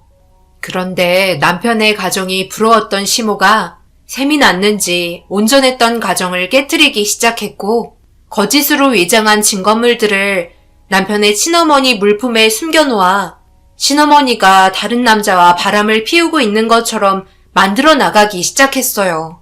그렇게 시부가 친어머니를 의심하고 내치려 하면서 점점 붕괴되기 시작할 때 가짜 시모가 아버님 옆자리를 꿰찼고 어렸던 남편의 앞날은 보장해 주겠다며 이 세상에 없는 듯 살아가라고 산속 깊은 곳으로 들어오게 되었다며 자식들이 성인이 된 이후부터 결혼을 하고 그놈들의 며느리가 때되면 음식 같은 건 갖다 준다는 엄청난 말을 듣게 되었습니다.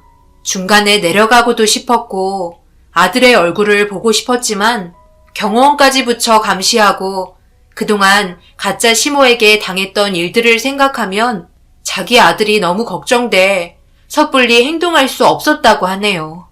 그렇게 참고 살아온 세월이 어느새 30년이라는 충격적인 시간이 지나가 버렸습니다.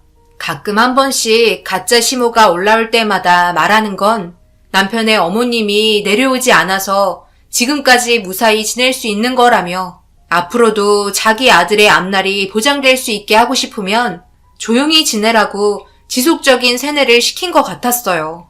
시모는 남편의 어머니에게 했던 것처럼 저를 이곳에 보내놓고 시간이 지나 병세가 악화되어 세상을 떠나면 생명보험금을 타먹으려고 계획을 꾸민 거였습니다. 당연히 떠난 자는 말이 없으니 요양으로 인해 치료를 하려 했으나 결과가 좋지 못해 떠나게 된 거라고 말을 만들어 나가면 저 또한 시모가 원하는 방향대로 살아가는 것 같아 시모의 생각대로 움직이고 싶지 않았습니다. 남편도 왜 그동안 기가 죽어서 살게 되었는지도 충분히 이해할 수 있었어요. 그런 집안에 살면서 그래도 변호사가 됐다는 게 정말 대단할 뿐이었습니다. 이 모든 사실을 남편에게 알려줘야 할 것 같아 남편의 친어머니와 하룻밤을 보낸 뒤 좋지 않은 몸으로 날이 밝자마자 산장에서 나와 주위를 살피기 시작했어요. 그런데 제가 산 밑으로 내려가려 하자 제 팔을 잡고 남편에게 가지 못하게 붙잡기 시작하더라고요. 눈빛에는 불안한 마음이 엄습해 있었고 실패한다면 자기 아들의 앞날은 전부 망가질 거라며 두려운 표정으로 저를 놓아주지 않았습니다. 남편의 친어머니는 가짜 시모에게 완전 복종이 된 상태였어요.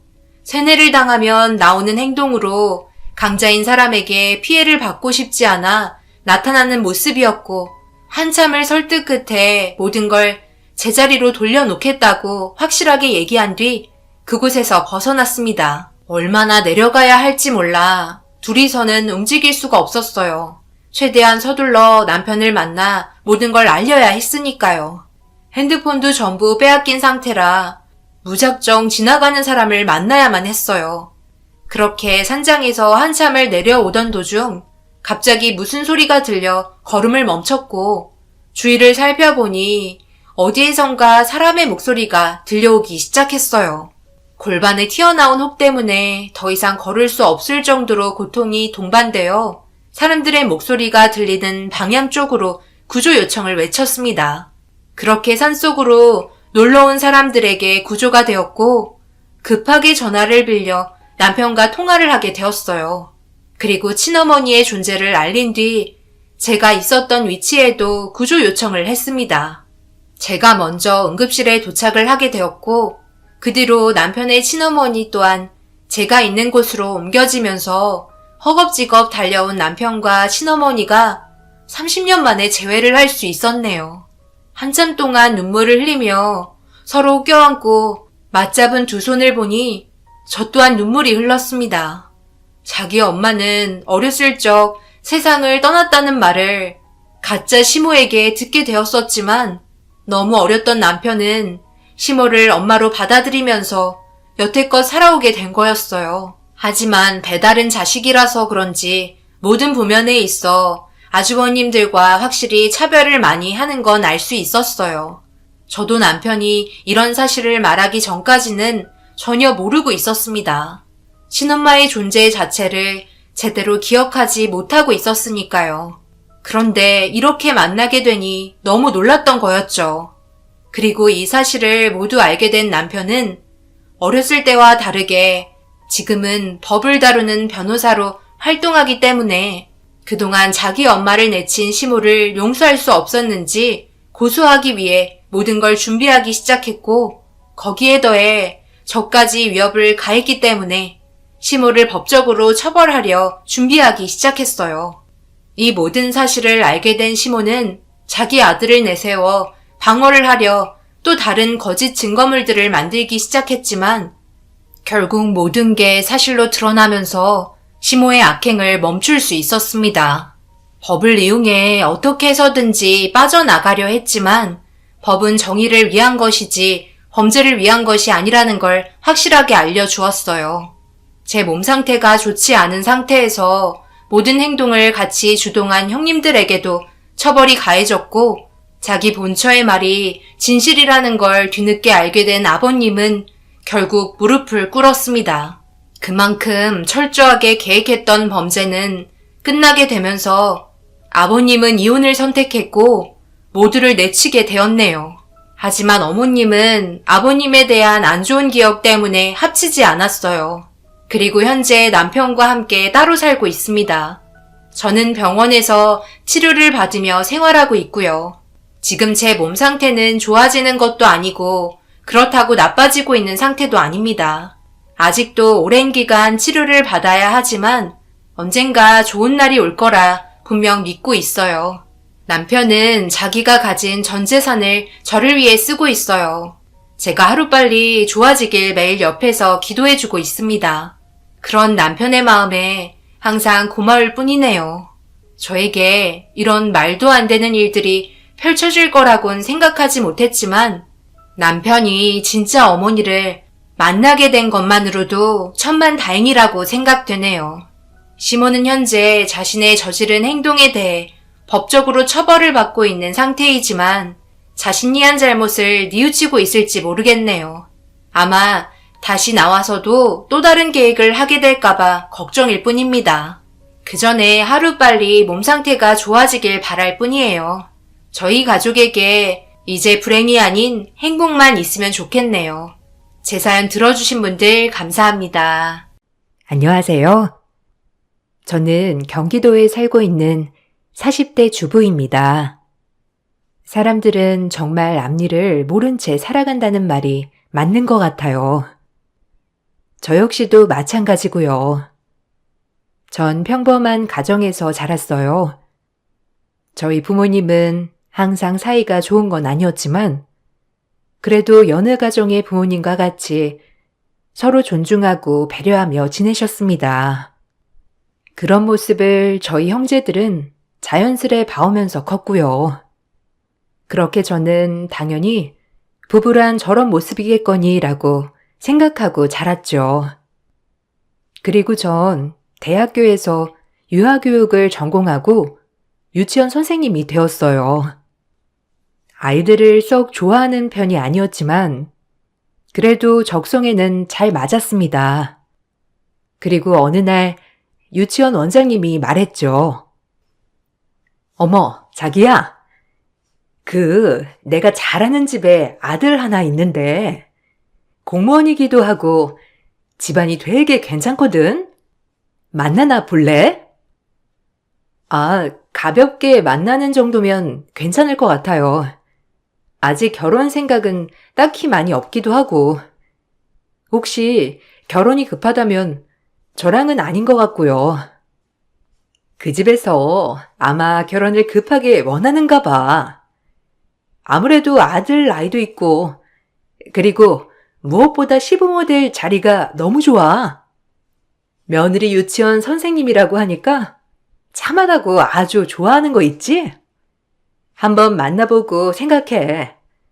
뭐 나경쌤이야 어리니까 그렇다 치지만 어차피 남자 다 거기서 거기다.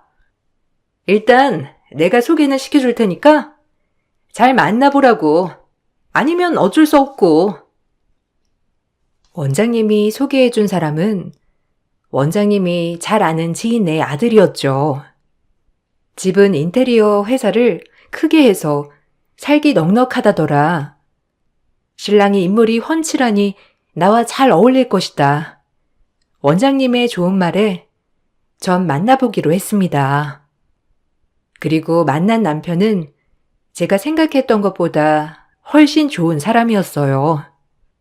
하지만 만나는 첫날 시어머니 될 분이 같이 나왔죠. 당황스러웠어요. 간단히 남녀 소개팅으로만 알았던 자리가 어머님까지 나와서 선을 보는 느낌이 되어버려서요. 전 당황함을 감출 수 없었지만 태어난 척 해야 했죠. 그날 봤던 인자한 어머니의 모습이 처음이자 마지막이었어요. 시어머니는 조금 과민할 정도로 예민한 사람이었기 때문이죠. 어머, 안녕하세요. 원장님께 말씀 많이 들었어요. 이나경이라고 합니다. 처음 뵙겠습니다. 어머님까지 오시는 줄은 몰랐는데. 네. 안녕하세요. 엄마 성화에 나오긴 했는데 안 나왔으면 후회할 뻔했네요. 김성수라고 합니다. 반가워요. 전 성수 엄마예요. 놀랬어요? 그래도 우리 원장님이 소개해준 아가씨가 어떤 아가씨인지 내 눈으로 봐야 직성이 풀릴 것 같아서 이렇게 염치불구하고 나와봤네요. 근데 나오길 아주 잘했네요. 이렇게 미인일 줄이야. 우리 원장님 안목이 있다니까. 예쁘게 봐주셔서 감사합니다. 어머님도 미인이신데요. 앉으세요. 혹시 식사는 하셨어요? 먼저 고르시면 제가 고를게요. 어머님까지 나와 당황했지만 분위기는 좋았어요. 저에 대해 너무 좋게 말씀해 주셔서 기분은 좋았습니다. 오히려 남편 될 사람보다 시어머니와 나눈 대화가 더 많았던 첫 만남이었죠. 예비 시어머니는 저에게 가족관계부터 혈액형, 그리고 형제관계 모든 걸 다 물어보셨고 성격이 어떤 스타일일 것 같냐까지 물어보셨어요. 그날은 면접 보는 자리인 줄 알았죠. 그래도 다행인 건 시어머님은 절 너무 좋게 보았고 원장님한테 바로 말씀을 하셨더라고요. 원장님도 저에게 기회 모시받기도록 꼭 잘 되었으면 좋겠다고 말을 했죠. 그렇게 저희의 만남은 시작되었어요. 예비 시어머님이 조금 걸리지만 워낙 저에 대해 좋게 생각하는 부분이 크다고 생각하여 그런 부분은 그냥 넘기기로 했어요. 그렇게 남편과의 만남이 시작되었고 저희는 정식으로 사귀기 시작했습니다. 남편과 코드 또한 잘 맞았어요. 제가 주식 펀드 쪽으로 관심이 많았는데 남편도 이쪽으로 공부를 굉장히 많이 했던 사람이었고요. 뭔가 솔메이트 같았습니다. 이렇게 잘 맞을 수 있구나. 그리고 어머님 또한 좋아 보이셨고요. 그렇게 전 행복하다 생각했죠. 아니, 성수 씨 어머님이 얼마나 마음에 든다고 하던지. 하긴 내가 우리 나경쌤 잘 보긴 했지. 그 집안에 딱이야, 딱. 에이, 그래도 어머님이 보통 아니셔 보이던데. 좀 긴장되더라고요. 그래도 좋게 봐주셔서 얼마나 다행인지. 성수는 마음에 들지? 성수도 마음에 들어 하는 것 같더라고. 남자도 무난하니 아주 좋을 거야. 잘 됐으면 나 옷 한 벌 해주려나? 아, 그럼요. 그래도 어머님이 처음에 무서우실 줄 알았는데 너무 소탈하셔서 괜찮으신 것 같아요. 감사합니다. 살짝 그 어머니가 까다로우신데 그 까다로운 어머니한테 합격점을 받았으니 나경 선생님은 문제 없지, 안 그래? 잘 어울려. 전 그렇게 원장님 덕분에 제 남편을 만나 결혼까지 하게 되었습니다. 결혼 전 자잘한 트러블은 있었지만 여느 부부들과 마찬가지인 트러블이었기에 넘어갈 수 있었죠. 하지만 남편과 결혼을 해서 막상 같이 살아보니 시어머니는 굉장히 깐깐하신 분이었어요. 저를 어떻게 보셨는지 몰라도 제가 늘 고분고분하기를 바라셨고 시어머님의 말이 이 집안의 법이었죠. 시아버님조차도 시어머님을 대적할 수 없을 정도였으니까요. 처음엔 너무 적응이 되지 않았어요. 날 처음에 좋게 보던 시어머님이 맞나 싶기도 했었거든요. 거의 기숙사 사감학교 선생님 같았습니다. 뭐든지 가르치는 말투였고 늘 학생 대하듯 모든 사람들을 대했으니까요. 문제는 이런 부분을 아무도 이상하다고 생각을 하지 않는 분위기였죠. 그래서 더 의아했어요. 사회 초년생이기도 했고 3년 정도 지낸 후 분가를 시켜주신다는 말씀에 결혼 후 시댁과 같이 살게 되었어요.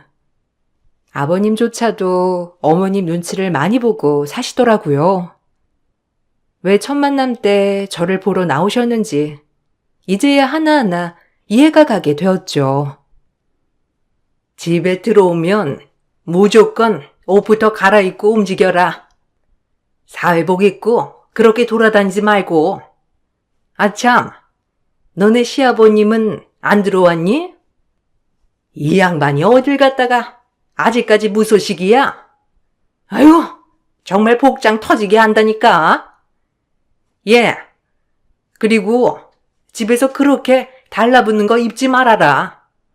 옷도 수수하게 입고 화장도 하지 말고, 알겠어? 처음엔 수수해서 좋더니 요새는 아주 결혼한 유부녀답지 않게 하고 다니는구나.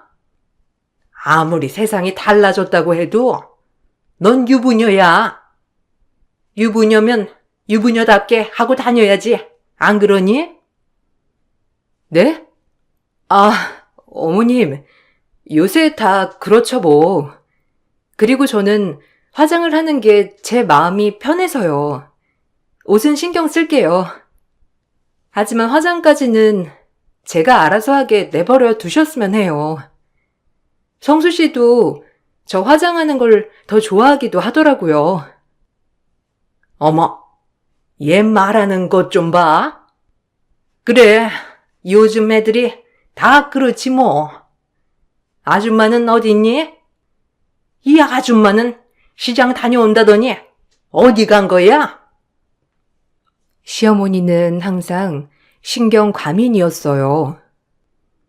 뭐든지 본인의 뜻대로 되지 않으면 신경질부터 내셨죠. 하지만 밖에선 그 누가 봐도 호인 그 자체였어요. 시어머니는 도우미 아주머니가 장을 보는 시간조차도 계산을 하시는 분이었습니다. 조금은 숨이 막혔죠. 그래서 도우미 아주머니는 이곳의 페이가 마음에 들어 다닌다고 했어요.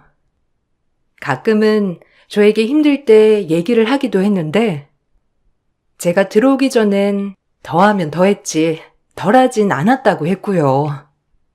도우미 아주머니가 얘기해주는 시어머니의 이야기도 재미있었어요. 사모님, 오늘 장을 보다가 아기가 너무 좋은 게 있어서 아기 하나 사왔어요. 제가 저녁 맛있게 아기찜 해드릴게요. 아니, 시간이 몇 시인데 지금 오는 거예요? 분명히 왔다 갔다 1시간이면 되는 시간을 가지고 지금 1시간 30분이나 걸렸잖아요. 중간에 어디 샌 거 아니야? 아줌마, 돈 공짜로 먹어요? 아니면 밖에서 누구 만나는 거야? 나 이런 거에 예민한 거 몰라? 네? 버스를 놓쳐서 버스 기다리느라 그랬어요. 죄송합니다. 다음부터 시간 철저히 지키도록 할게요. 아휴, 진짜 내가 짜증을 안 내려야 안 낼 수가 없다니까. 사람 부리는 것도 이렇게 스트레스를 받아야 하니 나원 참. 돈을 주면 돈값을 하란 말이야. 내가 몇 번을 말해? 시간 계산 틀리면 나 스트레스 받는다고 했지? 나 자꾸 이상한 생각하게 하지 마요.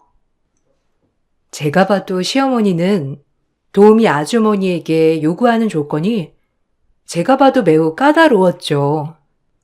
제가 일을 나가서 망정이지. 하루 종일 이 집에 같이 시어머니와 산다면 스트레스를 너무 받을 것 같았어요. 처음 저에게 했던 인자함은 사라지시고 시어머니는 늘 짜증과 신경과민을 달고 사셨어요. 유일하게 제 남편인 아들에게만큼은 세상 누구보다도 관대하기도 하셨고요. 어머님, 되게 신경과민 같아. 본인이 스트레스 받으실 것 같은데 안 그러시나? 자긴 아무렇지도 않아? 어머님, 걱정돼. 왜? 그냥 엄마 성격이 그런 거지 뭐. 그래도 뭐든 칼 같잖아. 가끔 숨 막힐 땐 있어도 그래도 난 나쁘지 않아. 오히려 무계획적 인간보단 나은 것 같아. 내가 엄마 밑에서 자라서 그런가 봐. 자기한테 뭐라고 해? 그건 아니지? 그런 거면 말하고. 아니, 전혀 아니지. 그냥 가끔 보면 너무 신경과민으로 인해 본인이 스트레스를 받으시는 것 같아서 그래. 강박도 좀 있으시고. 괜찮아. 평생을 저렇게 사신 분이라. 그럼 우리 아빠는 어떻겠어? 본인 성격이라 우리가 맞춰줘야지 뭐 어쩌겠어. 남편은 어머님의 신경과민을 별 대수롭지 않게 넘겼지만 전 굉장히 심각하게 생각했죠. 한 번은 제가 유치원이 끝나고 돌아오는 길에 아버님과 길에서 마주쳐서 같이 집에 들어간 적이 있었어요. 그날도 얼마나 아버님을 쥐잡듯이 잡는지 전 그 모습을 보고 너무 놀랐죠.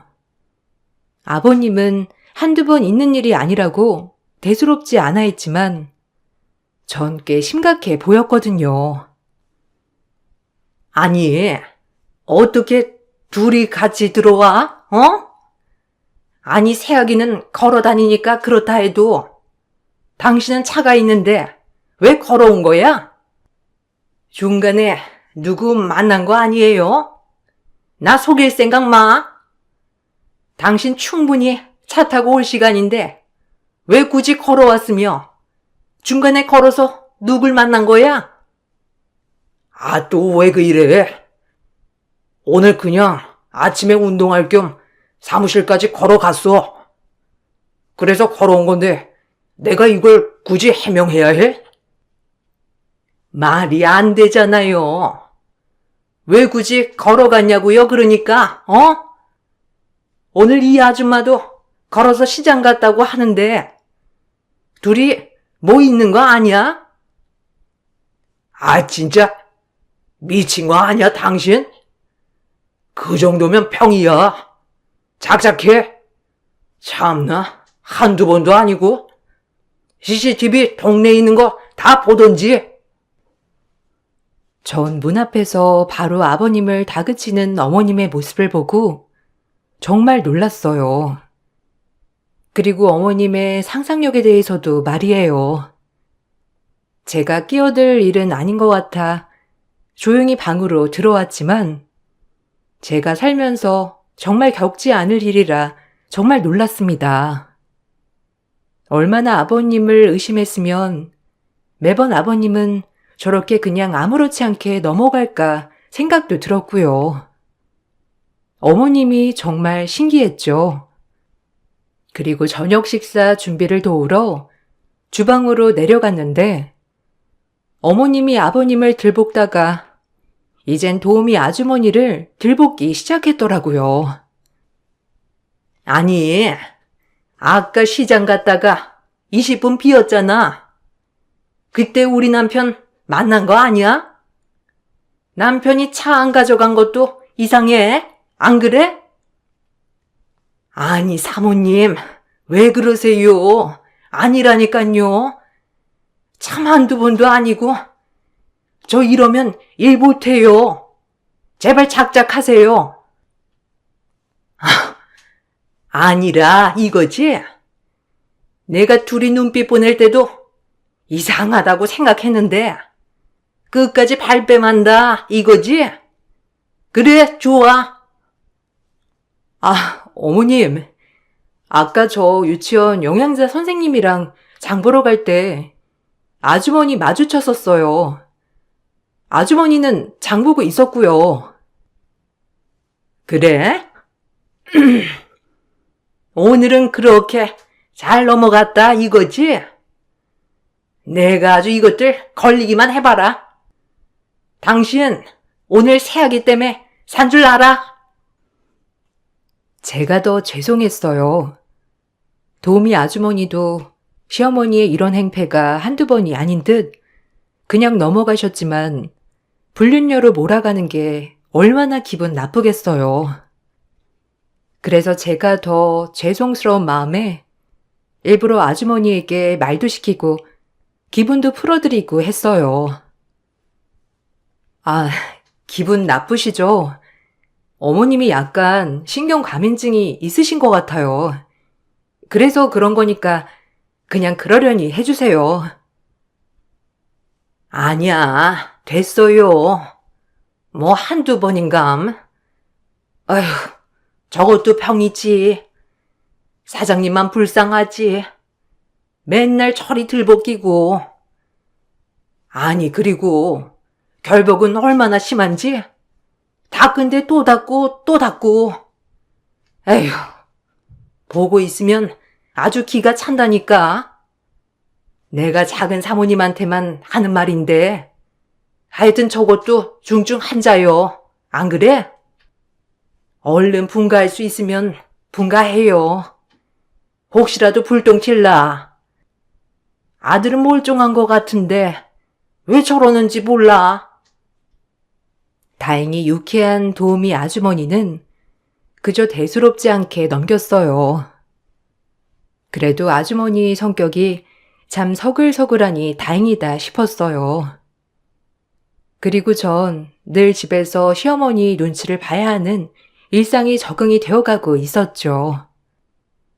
그렇게 출근, 퇴근을 반복하던 나날을 보내는 중 저희 유치원 원장님에게 놀라운 소식을 들었습니다.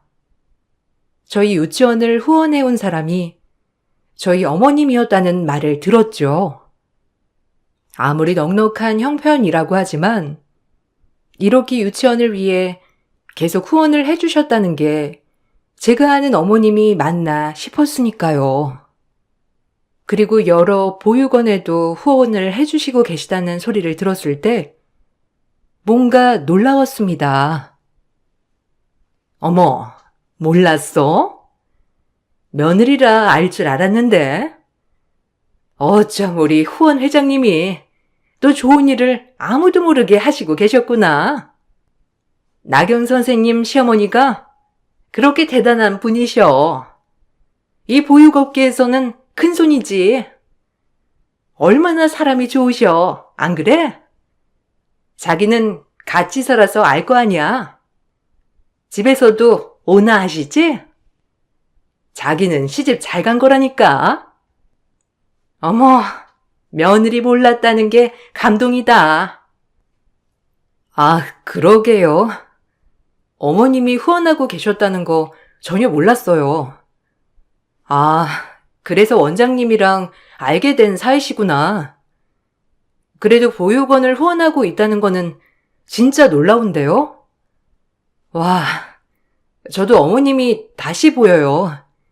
정말 대단하시네요. 정말 멋있으신 것 같아요. 늘 신경감인인 어머님은 밖에서는 이렇게 후원도 하고 정말 호인이셨어요. 저도 보육원들 후원 얘기를 듣고 너무 놀랐습니다. 어머님이 이렇게 좋은 일을 하고 계셨다는 걸 몰랐거든요. 그래서 밖에 있는 사람들은 모두 어머님이 엄청난 호인인 줄 아셨죠. 저조차도 조금 어머님이 과민할 뿐 좋은 사람이겠지라는 생각으로 바꿔야겠다고 생각했고요. 이제 어머님을 다시 보자 생각했어요. 하지만 제 생각이 빗나가듯이 어머님은 역시나 집에서는 늘 신경과민증 환자였고 의심병 환자였죠. 한 번은 제가 동창회를 갔다가 늦은 날 저를 처음으로 쥐잡듯이 잡는 모습에 신랑이 어머님을 말릴 정도였으니까요. 이날 일이 잊혀지질 않아요. 아니 너 지금이 몇 시인데 이제 들어오는 거야? 유부녀가 저녁이다 먹고 빨리 들어올 것이지, 어? 어디 술까지 먹고? 네? 아니, 오랜만에 동창회라서요. 그리고 유아교육과 동문회라 다 여자친구들밖에 없어서 어머님 걱정 안 하셔도 돼요. 뭐야? 거기 술집에서 누구랑 눈이 맞을 줄 알고 내가 걱정을 안 해? 너 진짜 웃긴다. 아주 대단해. 눈웃음 살살 치면서 밖에 나가서 뭐라고 다니는지 모르겠는데 너 어디 내 손에 한번 걸려봐. 알겠어? 우리 착한 아들 두고 바람 피우는 날은 알아서 해. 어머니, 말씀이 지나치신 거 아니에요? 바람이라뇨. 진짜 모욕 아닌가요? 제가 오늘 분명 늦는다고 말씀드렸고 성수 씨도 뭐라고 안 하는데 어머님이 그렇게 뭐라고 할 일은 아니지 않나요? 저 정말 이러면 숨 막혀서 여기서 못 살아요. 제가 매번 그러는 것도 아니고. 아이고, 얘 말하는 것 좀 봐. 아주 글러먹었네. 네가 안 참으면 어쩔 건데. 너 이렇게 소리 지르는 거 보니까 남자가 있긴 있구나. 어머, 그만해. 아니, 왜 이렇게 흥분을 하셨어? 나경이가 그럴 인이에요? 아휴, 진짜 엄마가 골라놓고도 모르겠어요? 제발 그만 좀 하세요. 아무도 못 믿으면 어떻게 살아요? 지금 너무 흥분하셨으니까 저희 먼저 올라갈게요. 올라가자. 전 그렇게 신랑과 2층 방으로 올라왔고 분이 안 풀렸죠. 불륜녀로 몰아가다뇨. 정말 화가 머리끝까지 났습니다. 남편은 저에게 화를 참으라고 말했지만 더 이상 참아지지 않더군요. 아버님과 도우미 아주머님이 항상 이런 취급을 받고 살았다는 게 너무 어이가 없었죠. 그리고 다음 날이 되었고 시어머니는 언제 그랬냐는 듯이 저에게 아무렇지 않은 행동을 하셨습니다. 오늘 출근 잘하고. 내가 어제는 너무 흥분했지? 가끔 이런다 내가. 너도 갱년기 되면 알 거야. 맘에 담아두지 말거라. 네? 네, 다녀올게요. 오늘은 5시에 끝나는 거라 일찍 퇴근할 거니까 너무 걱정 안 하셔도 될 거예요. 가볼게요. 바깥일하는 사람 어련히 들어오는 거지. 천천히 와. 어차피 저녁은 아줌마가 하면 되니까 잘 다녀와라. 출근을 하면서도 찝찝하고 꺼림칙했습니다. 밤사이에 이렇게 돌변하는 모습을 보니 소름이 돋더군요. 어떻게 이런 일이 있을 수 있을까 생각도 들었고요. 어머님은 그만큼 기분 변화가 심하신 분이었죠. 전 기분은 좋진 않았지만 그러려니 했어요. 그리고 하루빨리 분가를 해야겠다고 마음을 먹게 되었고요. 그렇게 퇴근을 하고 집으로 왔는데 일하는 아주머니께서 고래고래 소리를 지르며 짐을 싸고 계셨고 시아버님은 어머님을 말리시고 어머님은 소리를 지르면서 나가라고 하더군요. 아이, 그만하라니까. 당신 병이야, 병. 아우, 진짜. 아니래도. 아까 나랑 같이 차 마신 여자는 우리 거래처 사장이고 난 도우미 아주머니랑 따로 만난 적이 없다니까. 정말 왜 그래, 당신? 미치고 팔짝 뛰겠네. 그만 좀 해. 당신 병원 가야 해. 뭐예요? 아니, 그럼 내가 아까 그 찻집에서 본 여자가 저 여자가 아니라는 거예요? 분명 맞다니까. 저 곱슬머리 파출부 아줌마. 내 눈이 뭐 잘못 달린 줄 알아?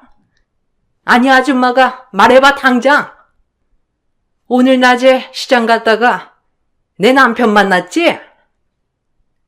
아유, 아니라니까요. 아유, 진짜. 내가 이 집을 나가야지. 아니, 됐고요. 사모님, 더 이상 저도 이런 취급받기 싫네요. 저도 더 이상 말 안 할 테니까 그동안 밀렸던 봉급이나 주세요. 자그마치 퇴직금 포함 1,000만 원이니까 당장 붙여요. 나도 못해 먹겠으니까. 당신 상간녀야. 내가 상간녀 소송하면 그보다 나한테 돈을 더 줘야 하는 거 몰라? 어디다 대고 봉급을 달래? 아우, 왜 이래 진짜. 당신 정신 차려. 아유, 진짜 죄송합니다. 이 여자가 결혼 초부터 의심병이 있어가지고. 아유, 질린다 질려. 뭐라고요? 상간녀? 말 다 했어? 병자 같아서 그동안 그러려니 했더니만 아주 누굴 불륜녀로 몰아가? 당장 돈 내놔! 그동안 밀린 봉급이 퇴직금 포함 1,000만 원이라고 들었을 때 제 입을 다물지 못했죠. 그렇게 밖에서 후원을 할 게 아니라 집안에서 일하는 아주머니 월급을 줘야 하는 거 아닌가요? 전 정말 어머님이 이해가 가지 않았습니다. 그런 아주머니가 안쓰러웠고 또 아버님조차도 너무 곤란해하셔서 안타까웠죠. 하지만 어머니를 아무도 말릴 순 없었습니다. 어머님은 냉장고에 있는 아주머니가 한 반찬들을 전부 다 엎지르곤 욕을 해대기 시작하셨죠. 그런 어머님의 모습을 보고 시아버님과 아주버님은 할 말을 잃은 듯 보였어요. 저조차도 마찬가지였고요. 제가 아무리 어머님을 말려봐도 어머님은 소용없었어요. 이 반찬들 다 필요 없으니까 당장 치우고 가. 당신 손때 묻은 것들 다 치우란 말이야. 이 집 나가서 밖에서 만나려고 그러니? 어머니, 진정하세요. 아니라고 하니까 말 좀 들어보자고요, 네? 어머님이 지금 너무 흥분을 하셔서 그래요. 입 다물어. 너도 한패야? 너도 네 시아빠 불려 눈 감아주려고 그러는 거지? 너 쟤네가 얼마나 교활한 인간이란 거 몰라서 그래? 그만해, 당신 진짜. 도대체 어떻게 해야 그만할 거야? 한두 번도 아니고 나도 이제 질린다. 우리가 끝내야 해.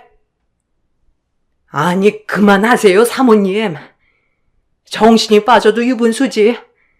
아휴, 됐고, 제 봉금이나 주시란 말이에요. 그럼 나갈 테니까. 아주머니는 밀린 봉급을 달라고 했고, 시어머니는 절대 이 집에선 못 나간다고 했죠. 나가서 남편을 따로 만나려고 하는 거 아니냐였어요. 결국 아주머니는 분에 참지 못하고 집을 나갔고, 시어머니는 문 밖에서 소금을 뿌려대고 고래고래 소리를 질렀어요. 시아버진 그런 시어머니를 보며 할 말을 잃은 듯 방으로 들어가셨죠. 정말 그날은 악몽이었습니다. 멀쩡한 사람도 정말 아버님이 바람을 피웠나 싶은 생각까지 들 정도였으니까요. 그 정도로 어머님의 세뇌는 무서운 것이었죠. 그렇게 일이 일단락이 되었고, 전 출근 후 아주머님이 전화 한 통을 받았습니다. 사모님 몰래 밖에서 따로 만나자는 것이었어요.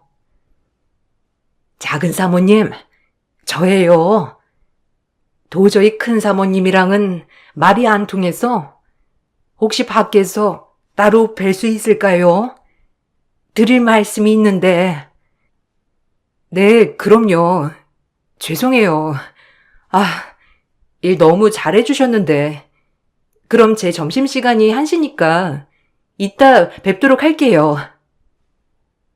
그렇게 약속을 정하고 아주머님을 만나러 나갔어요. 아주머님은 밖에서 뵈니 오히려 얼굴이 좋아 보였습니다. 죄송했지만요. 아주머니, 잘 지내셨어요? 아휴, 죄송해요. 정말 제가 무슨 말씀을 드려야 할지. 혹시 월급 아직도 못 받으신 거죠? 네. 그래서 제가 뵙자고 했어요. 사장님한테 전화했다간 또 사달이 날 것 같아서. 그래도 사장님은 정말 잘해주셨는데 이런 오해 받으시면 안 되는 거잖아요. 뭐 사모님도 정신이 멀쩡할 땐 잘해주시기도 했으니까요. 작은 사모님한테 얘기할 건 아닌데. 아니에요. 남편도 이 사실 알고 마음이 많이 불편해 하더라고요.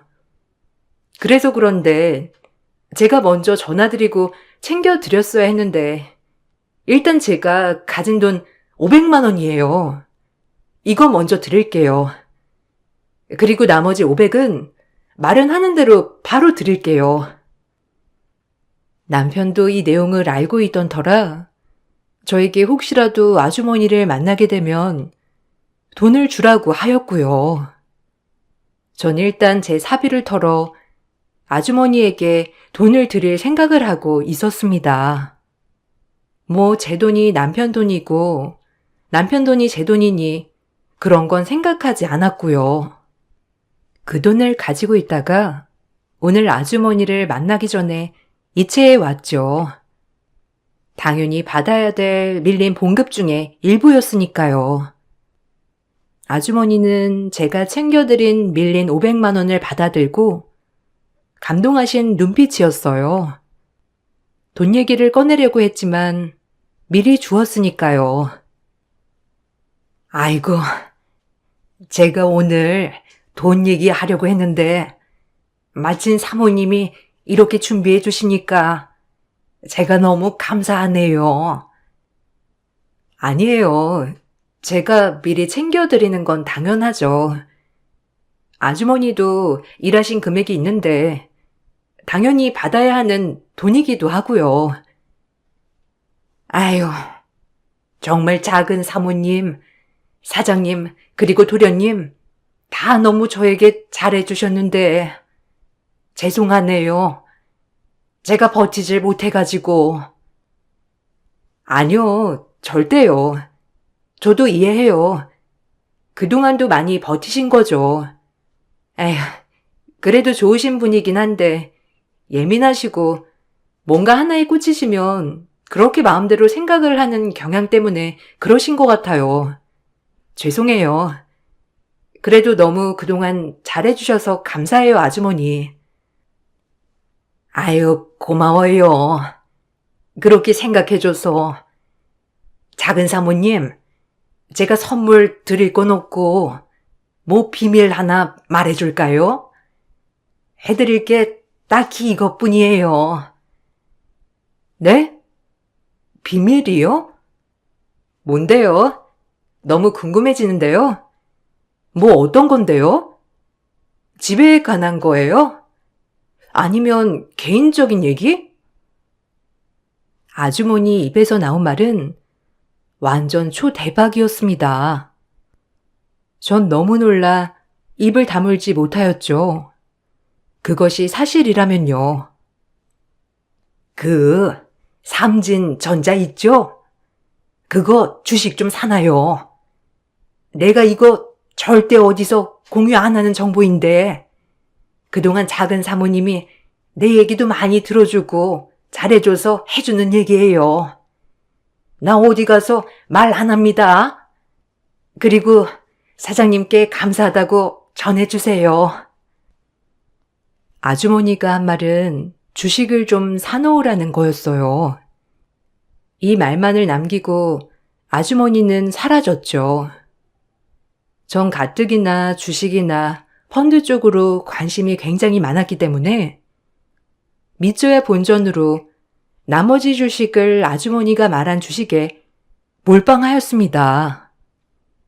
원래 성격 자체가 꼼꼼한 편이긴 한데 그땐 뭐가 홀렸는지 제가 갖고 있던 주식을 팔아 아주머니가 말한 주식에 몰빵하였죠.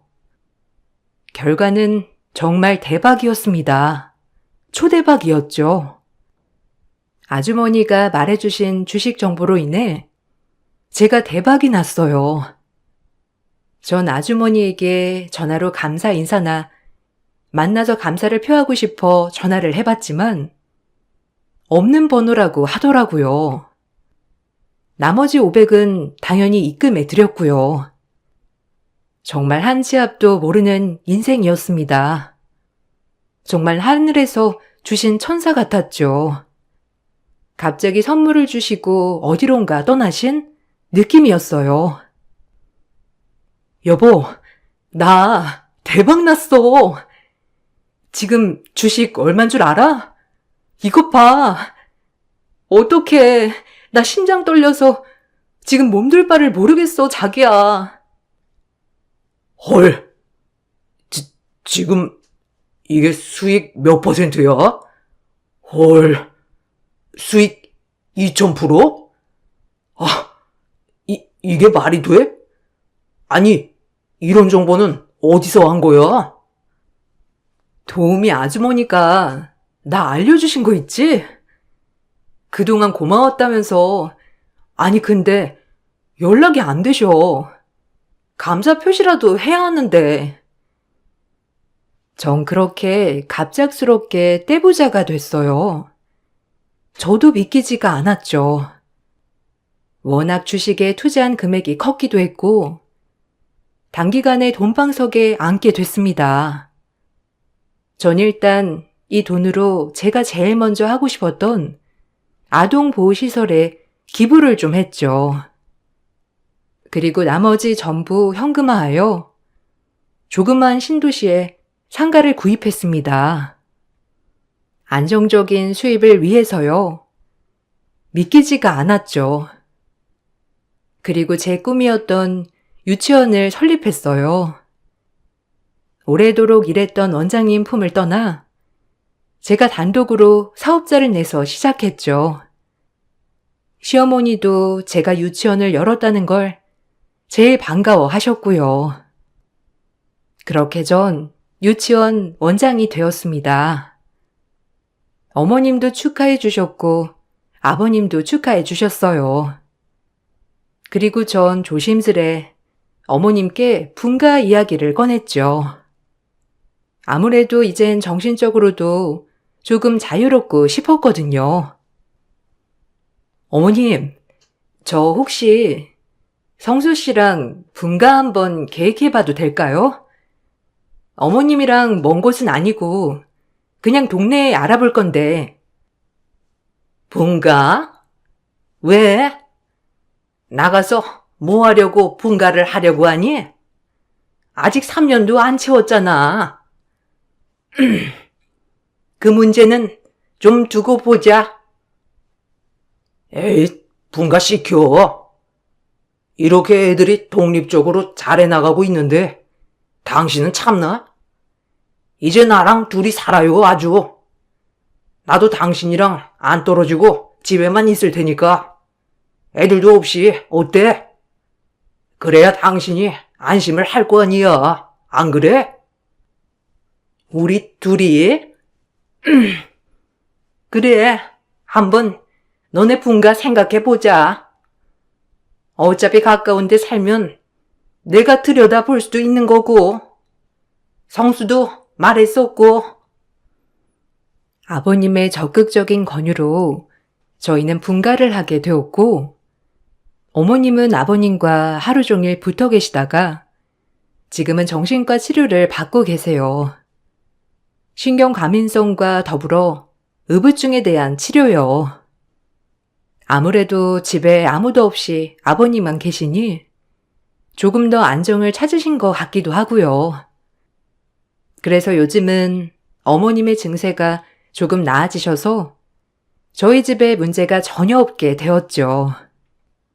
너무 말도 안 되는 걸로 꼬투리 잡는 어머니가 이해가 안 갈 때도 많았지만 지금은 떨어져 살고 있어서 그러려니 합니다.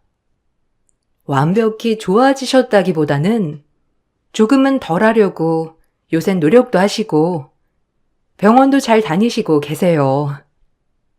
전 도우미 아주머니 덕분에 뭔가 돈도 벌고 분가도 할 수 있어서 너무 기쁜 나날을 보내고 있죠.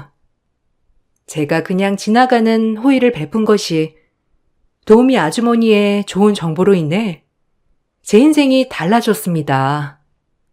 참 감사한 게 돈이 수중에 많이 있으니 사람이 자신감도 생기더라고요. 하지만 과유불급이라고 그때 이후로 주식은 손 떼고 지금은 열심히 살아가고 있어요. 아직도 의문인 건 그 아주머니의 정보력이 정말 의문이에요. 남편도 주식 공부를 꽤나 했던 터라 이런 분야는 빠삭했거든요. 그래도 너무 감사한 분입니다, 저에겐. 많이 느꼈어요. 뭐든지 친절을 베풀고 남에게 잘하자고 말이죠. 뭐든 돌아오기 마련이니까요. 여러분들도 인생이 송두리째 바뀐 일도 있으시겠죠? 저도 제 이야기를 쓰면서도 몸이 들썩들썩해요. 그때가 생각나서요. 읽어주셔서 감사합니다.